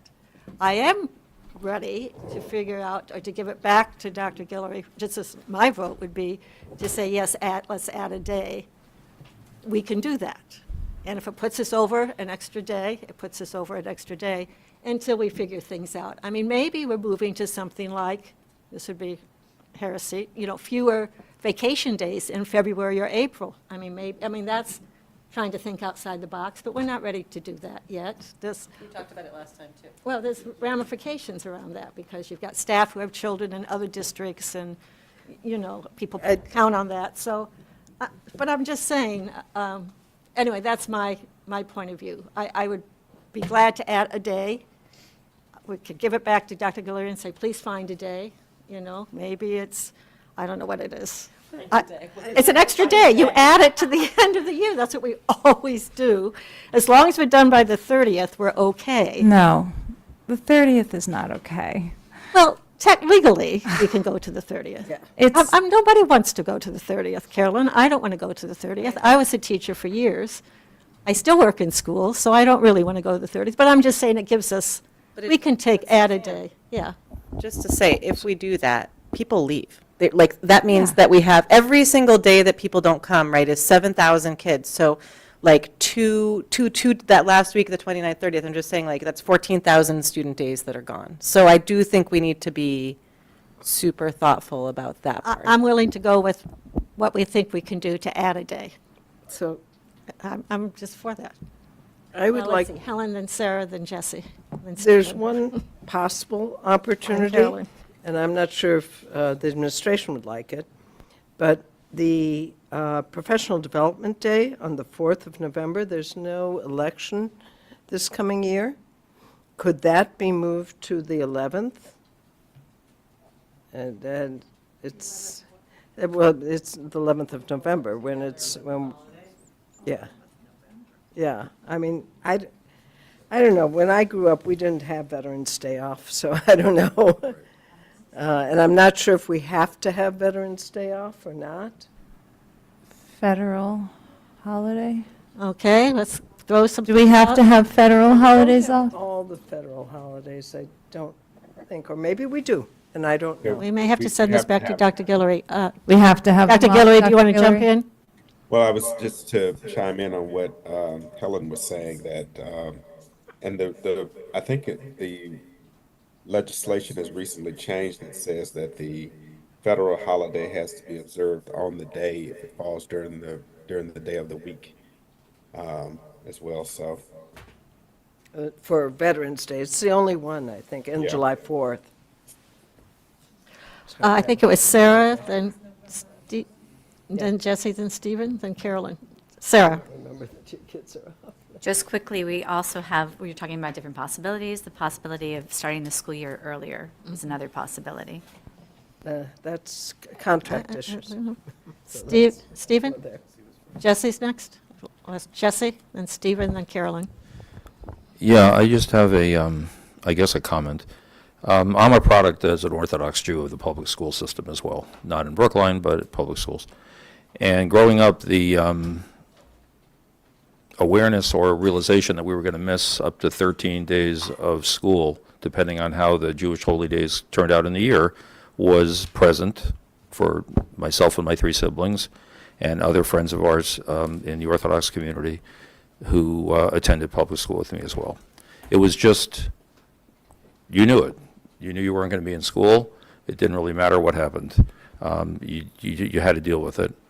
I am not saying that to affect the outcome of this discussion. What I'm saying, though, is that even, I'll give you an example. So last Friday, my grandchildren were walking past Hayes School, and they were dressed up a little bit nice. And some students, it happened to be around 3:30, 4 o'clock, and some of their friends, or upper kids a little older than them, walked over to them and said, why weren't you in school today? And they said, it's Rosh Hashanah. And the kid said, that was yesterday.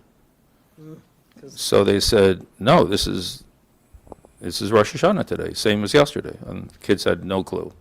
So they talked about it. They're fifth graders, right? And they continued on their way. And when they got home and they told us the story, it was fine. It didn't move the needle either way. It was fine. I mean, that's exactly what you'd expect to happen. Someone would come over and say, why are you dressed up so nicely? Why you weren't in school today? Well, it was Jewish Holy Day. The same thing happens even in the current calendar for all Orthodox kids throughout the system from K through 12, is that next week, Thursday and Friday, they just won't be in school. And the following Thursday and Friday, they won't be in school. And the second day of Passover, they won't be in school.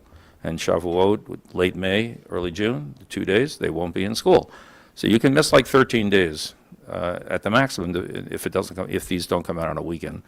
There's a decision. I'm not going to call it a sacrifice, a decision you make in terms of the in-class instructional learning you're going to miss or lose, if you want to look at it that way, by observing your faith in the public school system. And so I think and at the same time, many Jewish parents will tell me, how come we have so many days off and PD days and everything else that cuts away at the calendar? So I certainly don't want to advocate that we should add lots more days. I think we need to find ways of providing more instructional time rather than less. But for people who have to make a decision that goes to the core of who they are, that's more important than education. I mean, that's education from your family, education from your faith.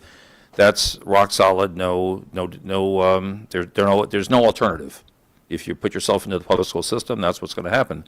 Other kids in other parts of my family that go to parochial schools, it's not a problem because all those days are respected. So I just think that we need to be aware of the fact that adding any days takes away from instructional time, but at the same time needing to respect the needs of our diverse community. So it's a tough thing to decide how to do, but be aware of the fact that for any of the Orthodox kids in the district, they're going to miss. It's certainly positive that there are 2 or 3 that are represented when they don't come out on weekends, but there are 10 to 12 more that they're taking off anyway because there is no option.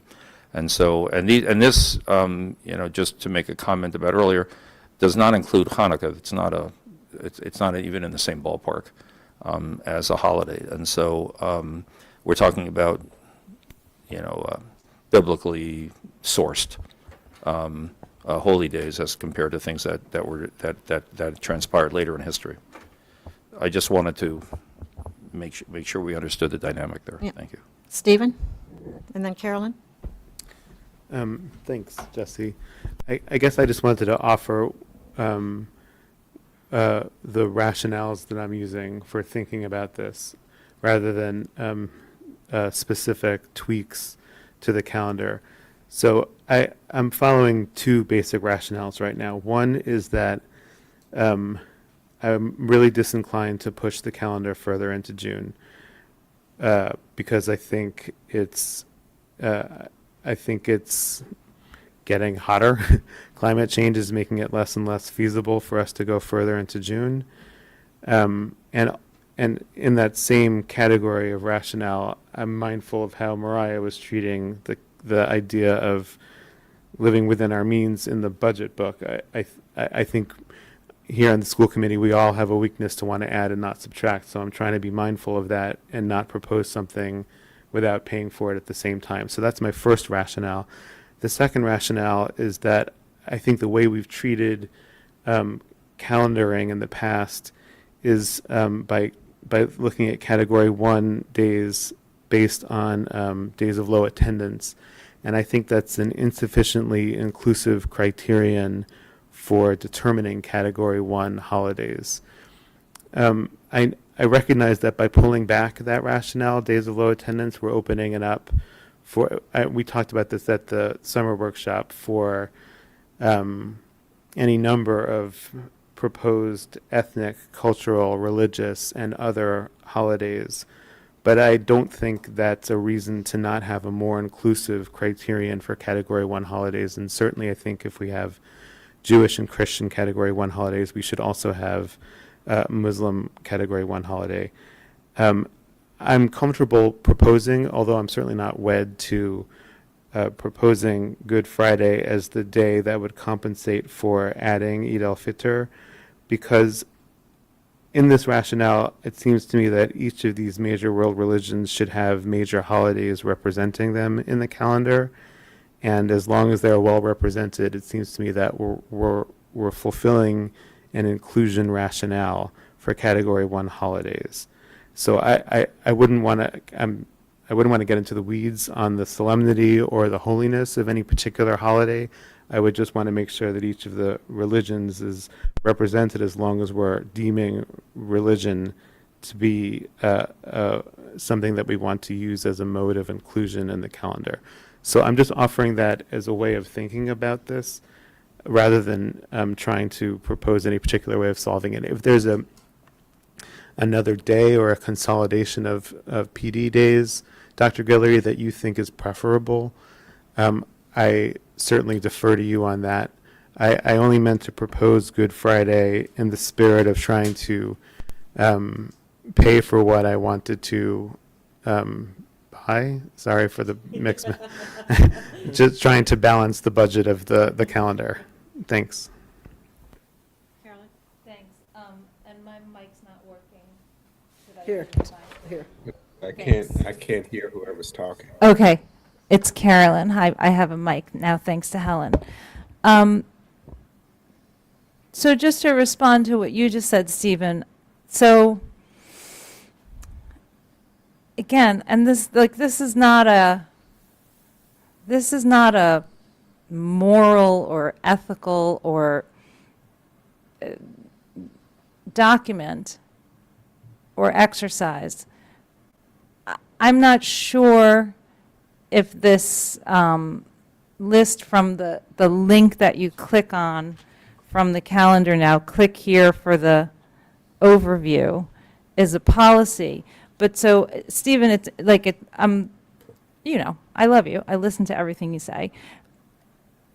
And you're saying if religious inclusion is the rationale we're using for Category 1 holidays, then, but I'm not sure that I haven't heard that as a decision, and I don't read that here as the rationale. And maybe we need to have a separate conversation. But and this I think was part of what we covered in the previous conversation, was that right now we have something that says Category 1 means absences by staff and students impact the ability to conduct classes on this date or during this time. And then there was a conversation about low attendance, whether we had data that really supported even our current days of low attendance.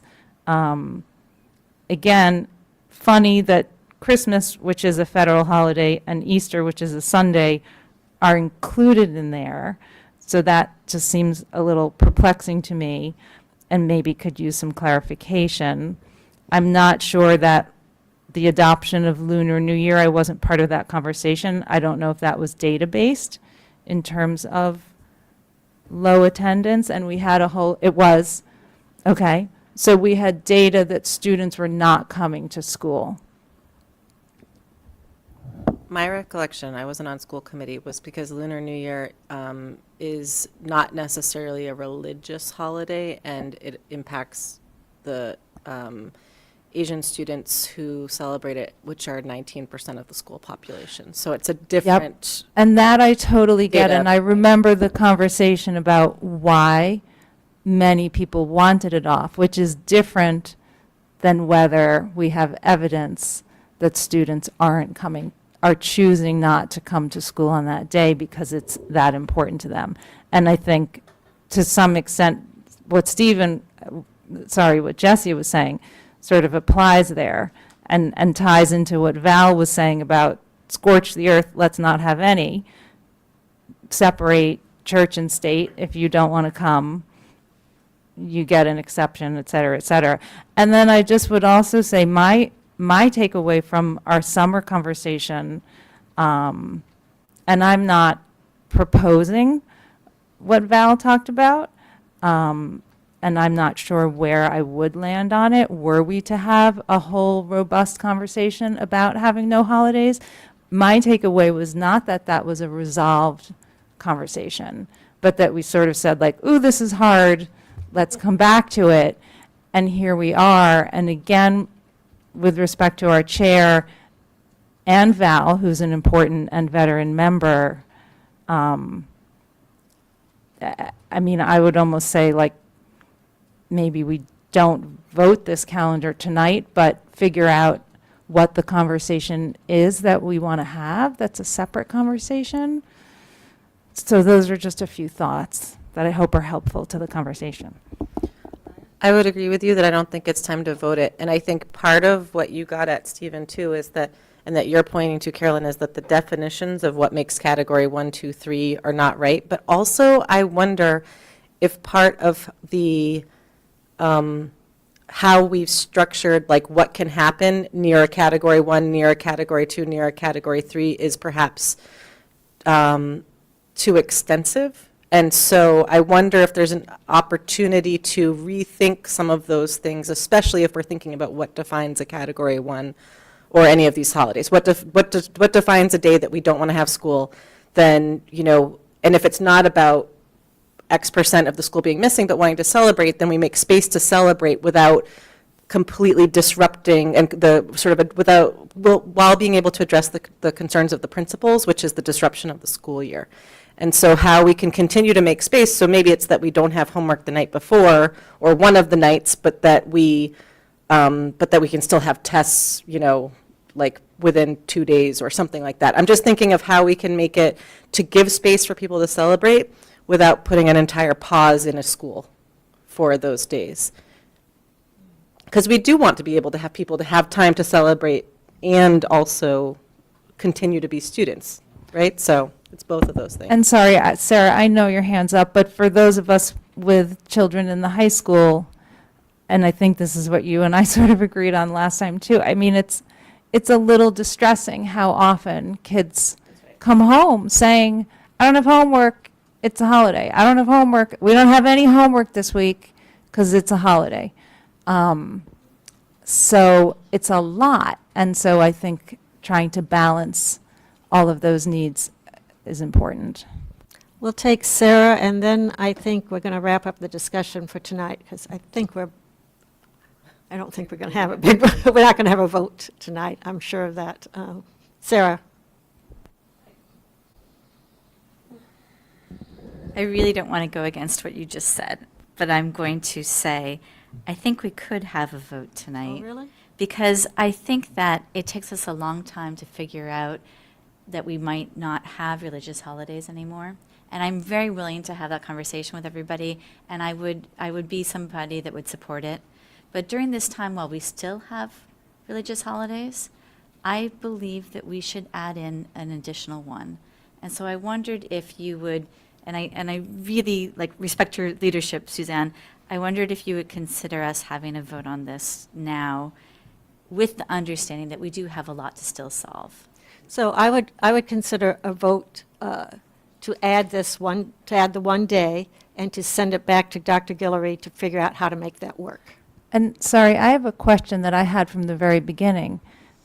When you said this is on the agenda, adding a category 1 holiday is not on the agenda unless that's implied in this draft, which does not have Eid as category 1 holidays. Well, so it would be, we would actually, I guess, kind of reject this calendar and ask them to come back with another calendar that would have this holiday on it. And I'm like, I was authentically confused because I didn't see that. I don't feel like it needs to. I mean, this is the calendar. That would be a decision within the calendar, right? I don't know. I don't think that it would need to cite. Voting on X and Yeah. this is Y. Is it possible that we vote to add the holiday and ask this, because we are sort of behind the 8 ball at this point, that we make this decision for this year and this conversation goes out a year? Yeah, I think we could do that. Can we just ask for Dr. Guillory's feedback before we Sure. do that to see Dr. if there's Guillory? any guidance you have for us? So, very enlightening conversation tonight, for sure. But what I was more intrigued in hearing is, given sort of where the committee was in August, and based on the feedback that the committee received tonight through public comment, what would be your pleasure in terms of driving this? I mean, I think the thing that I have a lot to say about this, but I think the thing that I'm thinking about is what I think Mariah was just talking about, sort of the amount of real estate right now that category 1 takes up. And I think Carolyn was saying this in terms of the impact on high school students, sort of this notion of because it's a holiday, therefore I don't have these particular assignments. I think figuring that aspect of it out, but it doesn't need to be settled tonight, but that's something that I do want to keep on the table. And I think Stephen sort of suggested, or several of you have suggested this notion of re-looking at the definitions of the various categories as such. But I'm happy to take the calendar back if it's the will of the body to add the Eid holiday and bring back a draft. And I think early in the spring, what we'll do is bring back, probably February or March, bring back the calendar for 2026, 27, just so that we can get a running start on that so that we can get back to having our two calendars on the books. But I really appreciated the public comment tonight, as well as the discussion that the committee has had, because again, I certainly don't want to impose my educational experience on those that are here now, but there wasn't a weekend where there was a holiday of some sort that I didn't have some project or something to do over the course of that. But again, the notion of the impact of not being able to give assignments or not being able to assess. And again, there's some reasons, so I can understand why the previous administration probably put those stipulations in place, because it could be a sense of overlording or giving too much stress onto the students or families. But I think we just have to really look at this as an organization and redefine it. So I'm happy to take this calendar back and figure out how might we incorporate the day, if that's the vote of the committee. Linus, oh, sorry, go ahead. I didn't mean to interrupt you. That was it. If we were to vote this calendar with Eid added, would that work for you? Because you wouldn't have to take it back. This one would be done, and then you could turn towards the questions that we've raised for the following year. Well, what I would have to do is, I think procedurally, we send the calendar over to the union to give them a reaction period or time to it as well. So this current version, the union has had, they wouldn't have had one with the Eid day in it, but contractually, that would be a procedural step that we'd have to take, and I'm happy to have that conversation with the president. So it would have to come back to us anyway, you're saying? No. He takes Well, I it. mean, if you voted, We but voted. We could vote it, and that could happen after. It doesn't have to happen before. Okay. yeah, because I think what would make sense is for you to send it back to me, let me send it over to the union, give them their period to review it, and then bring it back to you in short order for a vote. So do you need a vote tonight, or you just need the direction that we'd like you to add the holy day, the holiday? Go ahead and vote it, and then what I'll do, because I still have to find the date, you don't have the date, so you still need to come back and approve the calendar. Reapprove it as such. Just do it that way. What dates don't you have? I'm not sure I understand. Well, I'd have to actually identify the specific day where it sits on the calendar. Wasn't it already there as a category 2? March 20th, you have the date. I mean, it's already listed in the calendar, it's just not What I'm saying categorized. is I have to figure out what I might be taking away. I mean, I could just certainly add it and bump it out. That was going to be my question. Yeah, so Exactly what that question, that the difficulty I would have with voting it tonight is that you have already committed, and I agree with you, to analyze the calendar and make some kind of other adjustment. And so we shouldn't really be voting on it until we see what your proposed adjustment is, because the committee might have a problem with the way, with the options you give us on how you might want to adjust it. I assumed we were just rolling it out to the 22nd as the last day. Oh, I So see. that was I my don't know. assumption. I Right, don't- exactly. That was my Who knows? assumption, Yeah. because we mentioned Surprised. doing it for this 1 year. Okay, let's just give it back to Linus then. and be Yeah, I done think with we work better with nuance and complexity when we don't have votes, because we can't address all the different issues unless we do a series of votes. But with the understanding that that some members of the school committee are saying we would really like to see Eid on this calendar, let's resubmit it to the superintendent. Is that okay? And vote it or not? And not vote it. Not voted. Well, he told us not to. Okay. Okay. Okay, so, You have to put your mic on. Yeah, I think where we landed is that Dr. Guillory agreed to promote Eid al-Fitr to a Category 1 and come up with a way of making potential adjustment and then bring it back, let's just say, at our next meeting, which is certainly plenty of time for next year, to vote it, to review it, discuss it, and vote it. so I would like us to vote it. And hopefully have, to Carolyn's I would point, like us to vote it. Andy and But Bowser as well. but we still have a chance to vote the whole calendar. But I would like us to vote for Eid to be Category 1, at least for next year. So moved. But that's not on the agenda. I mean, I'm just being, like, adding Eid as a Category 1 holiday is not on the agenda. I think Discussion that- and vote of the calendar is on the agenda. And I'm going to say one more thing, and this is, again, not about, I'm a fairly secular person. This is not about one thing or another.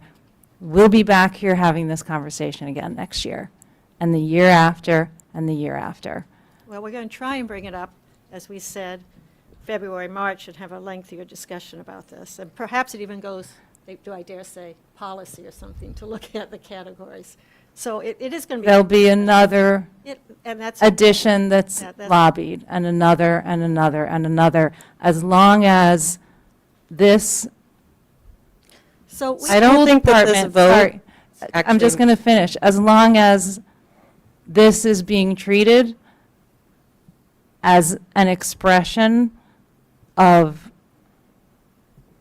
something other than when we have school, Okay. which is So where I'm we're thinking going. that as an amendment to the school calendar, we make this vote, and then we send that to Dr. Guillory for him to come back. Yeah. So it's an amendment to the calendar. Also, I don't think it actually matters that it's not on the agenda, Well, because For it's, those who it does. I'm just saying, actually, I don't think it does matter, because there's not a decision being made around that it hasn't already been expressed, so. So I'm going to suggest, we have that on the floor, the motion on the floor. Yeah, Helen? So our next meeting is the workshop, Yes. so we would be voting it then? No. So I really think we need to vote the calendar. I'm sorry. It's not fair to families. Well, you we're know? going to try and do it. We're And trying we to- can, and, you know, right now, we can vote a calendar with the 22nd being the extra day, and then if we decide to change it, we'll change that one day. But I think people need to know when the calendar's going to be. I think the problem with that is that still leaves open uncertainty for people. How? One day? Yeah. Well, you're talking, it'll be next one is October 30th, the next meeting. That's the end of October. That's a year. What are the parts, All right. sorry, I'll try and talk loud. Do you mean? No, you can't. Thank you. Is your concern, Helen, with sort of first day of school, last day of school? Because the big holidays are set by the federal holidays that fall in them, right? So first day, last day, yeah. Okay. Okay. But Helen, I think that Linus said that he needs to go back to the union anyway before it can be officially Yeah, that's. finalized. Right. So I don't think that, I appreciate their, Change it as long as we're within the contract. It's the courtesy of showing them the right, but I don't calendar. think Linus can promulgate it to the community as official until he has that confidence. I would presume, Linus, you wouldn't want to bandy it about as final, should there be a concern. Okay, we have a motion on the floor. I've seconded your motion. Right. What's my motion? Your motion was to express to the superintendent the school committee's desire to add Eid al-Fitr to the calendar. That's it. Well, to upgrade it to a Category 1. Yes, sorry, thank you. Yeah, it's just changing it from category 2 to Okay, so we're going to category take a vote. We're calling the motion. Jesse? Yes. Stephen? Yes. Sarah? Yes. Mariah? Yes, and I have other comments on the calendar. Oh. okay. Sorry, I Well, know. let's do this first. That's a long Ellen? one, yes. Yes. Carolyn? No. And I vote yes as well. My other comments, Okay, before Mariah, before you go, yeah, just Suzanne, Betsy, tell me what we just did there, just so that I'm clear. Go right ahead. You've got it down, right? What did we said to, basically, we were just directing to you, Linus, to just add Eid to the calendar or to shift it from category 2 to category 1. Okay. And can I go ahead with my other comments? And then, so Mariah has some other comments. Just general, this is like, Sorry, that was Eid al-Fitr. yes. Eid al-Fitr. Yeah. Generally, my other comments are to sort of clean up. Some of them say things like school closed, and some of them say things like school that don't say school closed when it's still a school closed holiday, I think. I could be wrong, but I feel like there's a couple which don't say school closed, and maybe I missed it. Professional Development Day. Yeah, or something, like exactly, like school, it just needs to be super clear when school is closed, because some of them, Yeah, November 4th. yeah, and some of them say category 1 and category 2, and other ones don't. And then, this is me harping on my perennial harping of things, which is, I just want to confirm that any day we have an early dismissal, it's because there's actually an activity happening that day that requires early dismissal for those grades. So, for example, like pre-K through 8 early dismissal on November 12th or 6th or 20th, these pre-K days, is there pre-K conferences? I know those got added, I just want to make sure that like those students, if they're missing, this is my harping on every hour is 7,000 hours, right? So if there is no, I don't want them just to get lumped into K-8, just as one example, just because, but there's no conferences happening, or anywhere here. Like, I want it to be super clear that if there's an early dismissal, it's because something is actually happening. So maybe that's universally true, but last time we looked at this, I think we still hadn't merged the pre-K timing and schedules in with the K-8, and I just want to make sure that now they're absolutely, we know what's happening. That's good. Yeah. Stephen? I just wanted to comment also, Dr. Guillory, and maybe Suzanne, that it also seems to me from this conversation that there's a lot of openness in the school committee. Please correct me if I'm speaking for more than myself, incorrectly speaking for more than myself. There's a lot of openness to a clarified definition of the categories of the holidays. Maybe that's a school committee conversation at some later date. Maybe that's. Yeah, maybe that's a conversation with the principals. Maybe that's a conversation at policy. But I think that would be that seems to be another follow-up step. Jesse? Just a question, I guess. Did we said this was for the vote we just took was for 25-26 calendar? Yes. Okay, that's all it was. Yes. Because I'm just concerned that this is published live, so the world's watching, and then it gets represented in social media as Brookline now has this. I think it's pretty. It does. It does, but it's for 1 year. I mean, until the next calendar. In other words, we didn't vote that this is a permanent holiday going to the 26, 27, the 27, 28, or is it? I just want to be clear. I don't think any holidays or no calendars Okay. are published for a future year. So that, Right. okay. So just so that I'm clear, okay, maybe, so we will assume that all the things that are in the calendar here, just the dates on which, the days in which they fall based on the calculations of when they show up, will all project into the next year too. That should be our working assumption now. Okay. Yes. Okay, good, okay, good. That's historically been it. Okay, good. Because there was some discussion earlier about it being for Wait, 1 year. sorry, just for clarity's sake, my assumption is that the vote which we just took carries forward in perpetuity until it's changed by a subsequent vote. Okay, good, Okay. I understand, good. That's correct. I mean, that's how I would build future calendars based on that. Thank you. Carolyn? Dr. Guillory, in terms of this question of this religious and cultural observances, the document that's linked from the calendar that defines the categories and lists them. I don't know who creates this. Is this language from our policy, or where does this come from, and who, like where this is dated 5/17/23? Not trying to put anyone on the spot, just trying to understand where this comes from in terms of future conversations. The best expert to actually answer that is sitting to your left. But Okay. But the wording. But this originated, Betsy, correct me if I'm wrong, under Dr. Lupini's time, when we were looking to start, when the system was looking to categorize the days. And so this has been sort of just carried over each year with updates. And so the conversation tonight opens the door to start redefining those types of things. So I think it's going to take a broader look. It's not something that's just going to be quick and easy, because again, we really have to think about the intent and the impact and how this lives and breathes within the organization as such. So, Betsy, did I miss anything there? I think I have a working mic here. So I will check with Kathleen just to be sure that that's the most updated. And really what it should refer to is all these holidays were categorized this way as part of the homework policy. So the superintendent at the time, to address concerns that were coming in from families, we're trying to, we've got these holidays. This is really the administration of the homework policy. Okay. So that's why it's all that.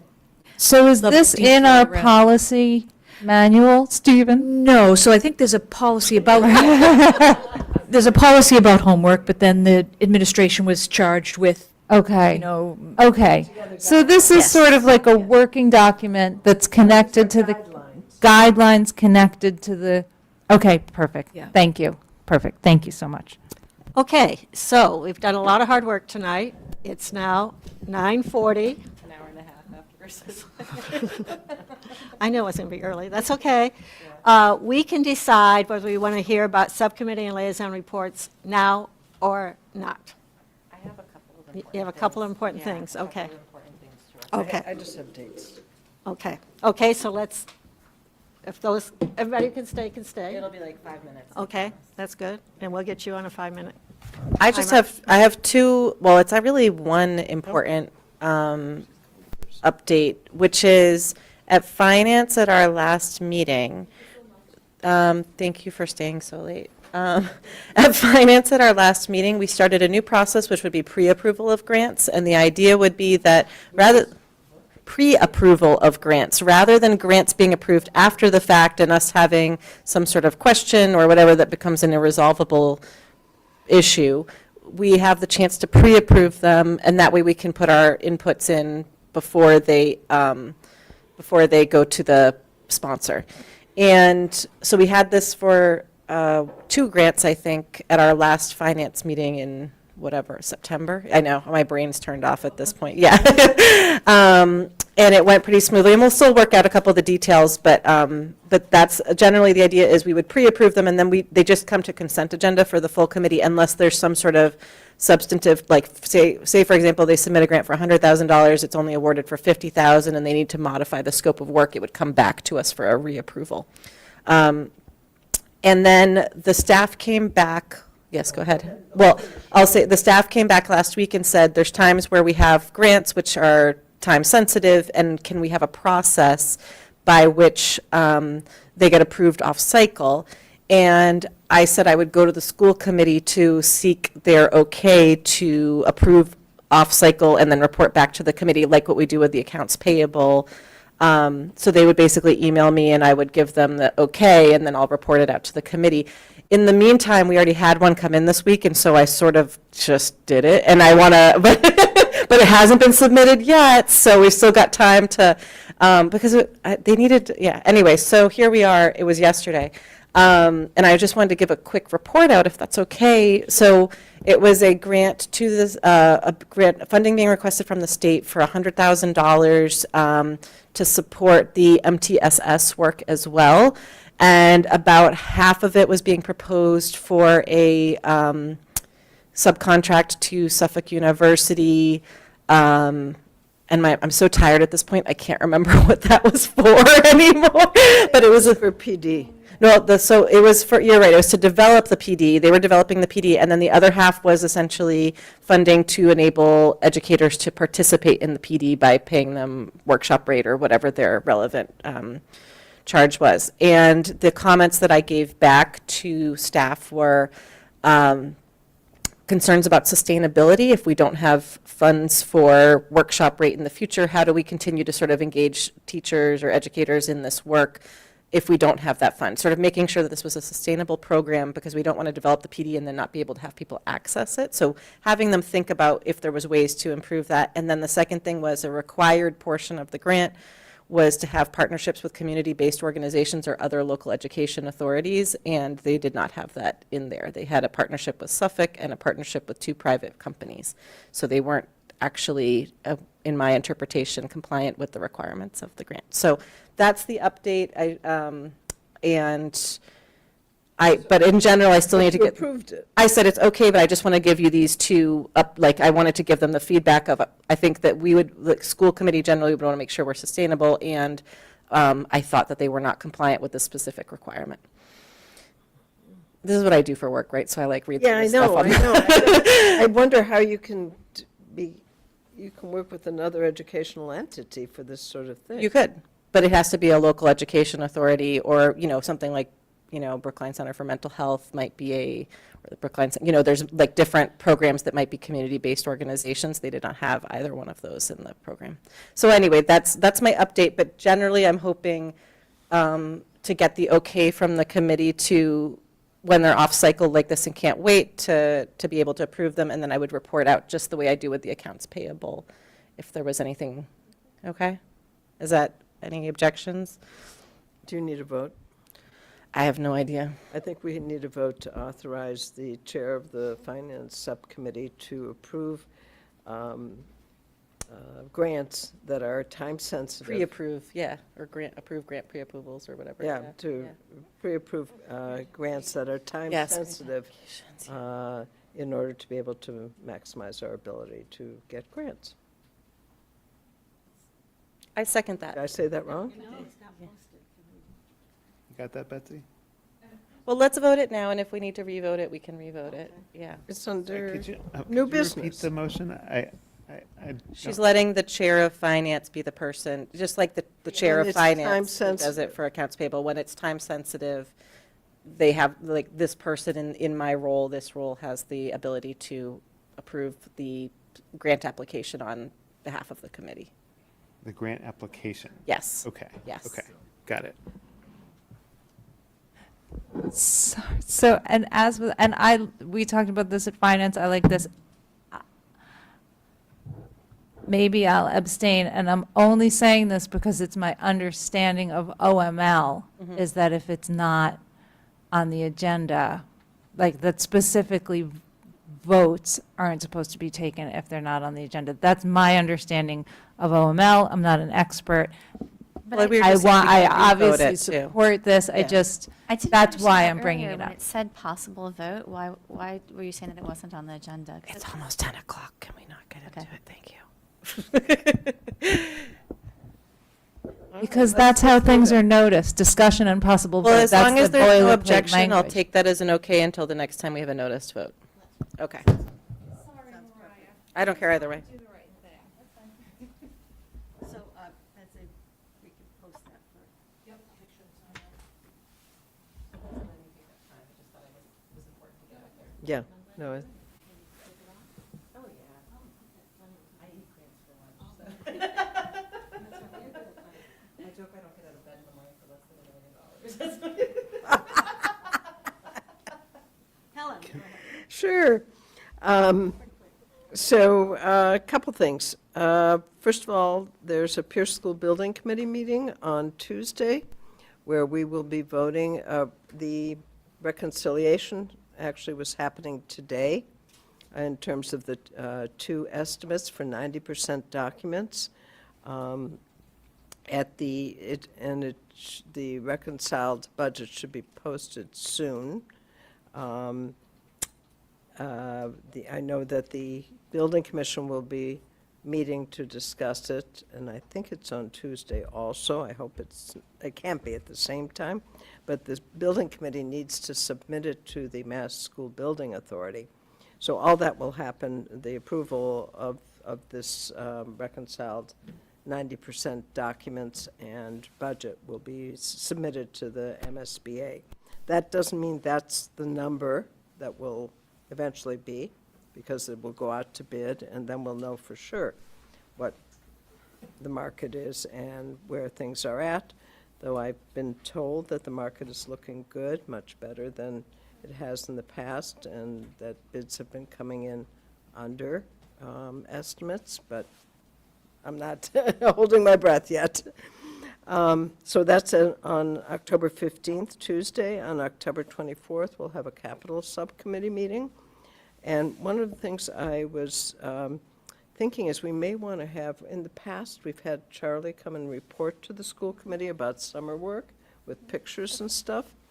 I don't know if he or Sarah could do that this year, just because, well, I think they probably can.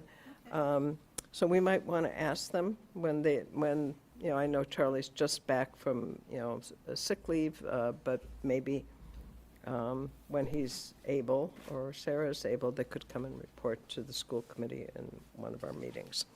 And the last piece is the Preservation Commission approved unanimously the friezes as being historical artifacts.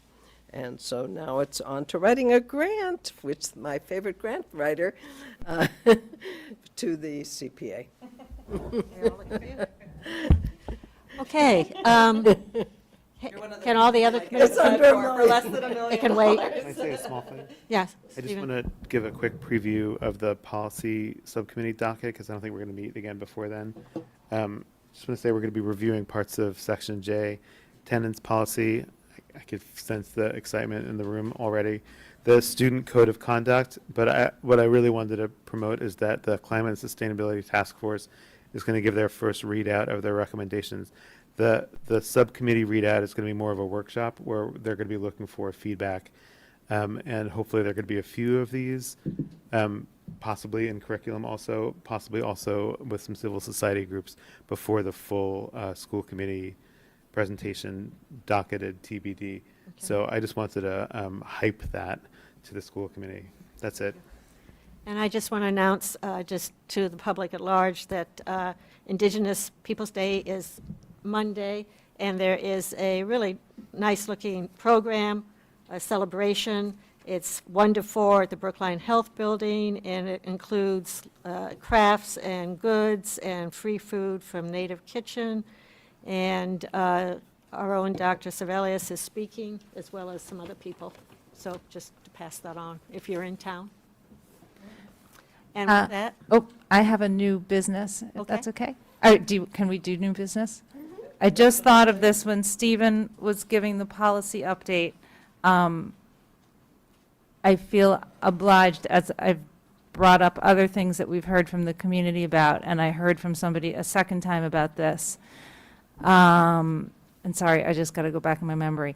I did write to the chair and vice chair a couple weeks ago with language that was suggested to me by somebody on the town side. We've had some inquiries, especially following recent incidents at the high school, about surveillance cameras. We talked about this a tiny bit. I'm not pro, con, but we've had questions that have been sort of circular when I've inquired of, like, how do we even have this conversation? Town, school, town meeting, select board. So I had asked the chair and co-chair, vice chair, if we could docket for a future meeting a discussion and possible vote of recommending to the select board that they reconvene their committee on surveillance technology. So just wanted to put that out there as a possible way that I've been thinking about responding to that request from the community, to just, like, where they go, why don't we have cameras? And I don't have an answer, and nobody seems to have an answer, so thanks. okay, fine. Okay, that's it. You are now adjourned. Thank you very much, everybody. Nice work tonight. Thank you, Linus. Recording stopped. Good night. Rest up, Linus. I shall try.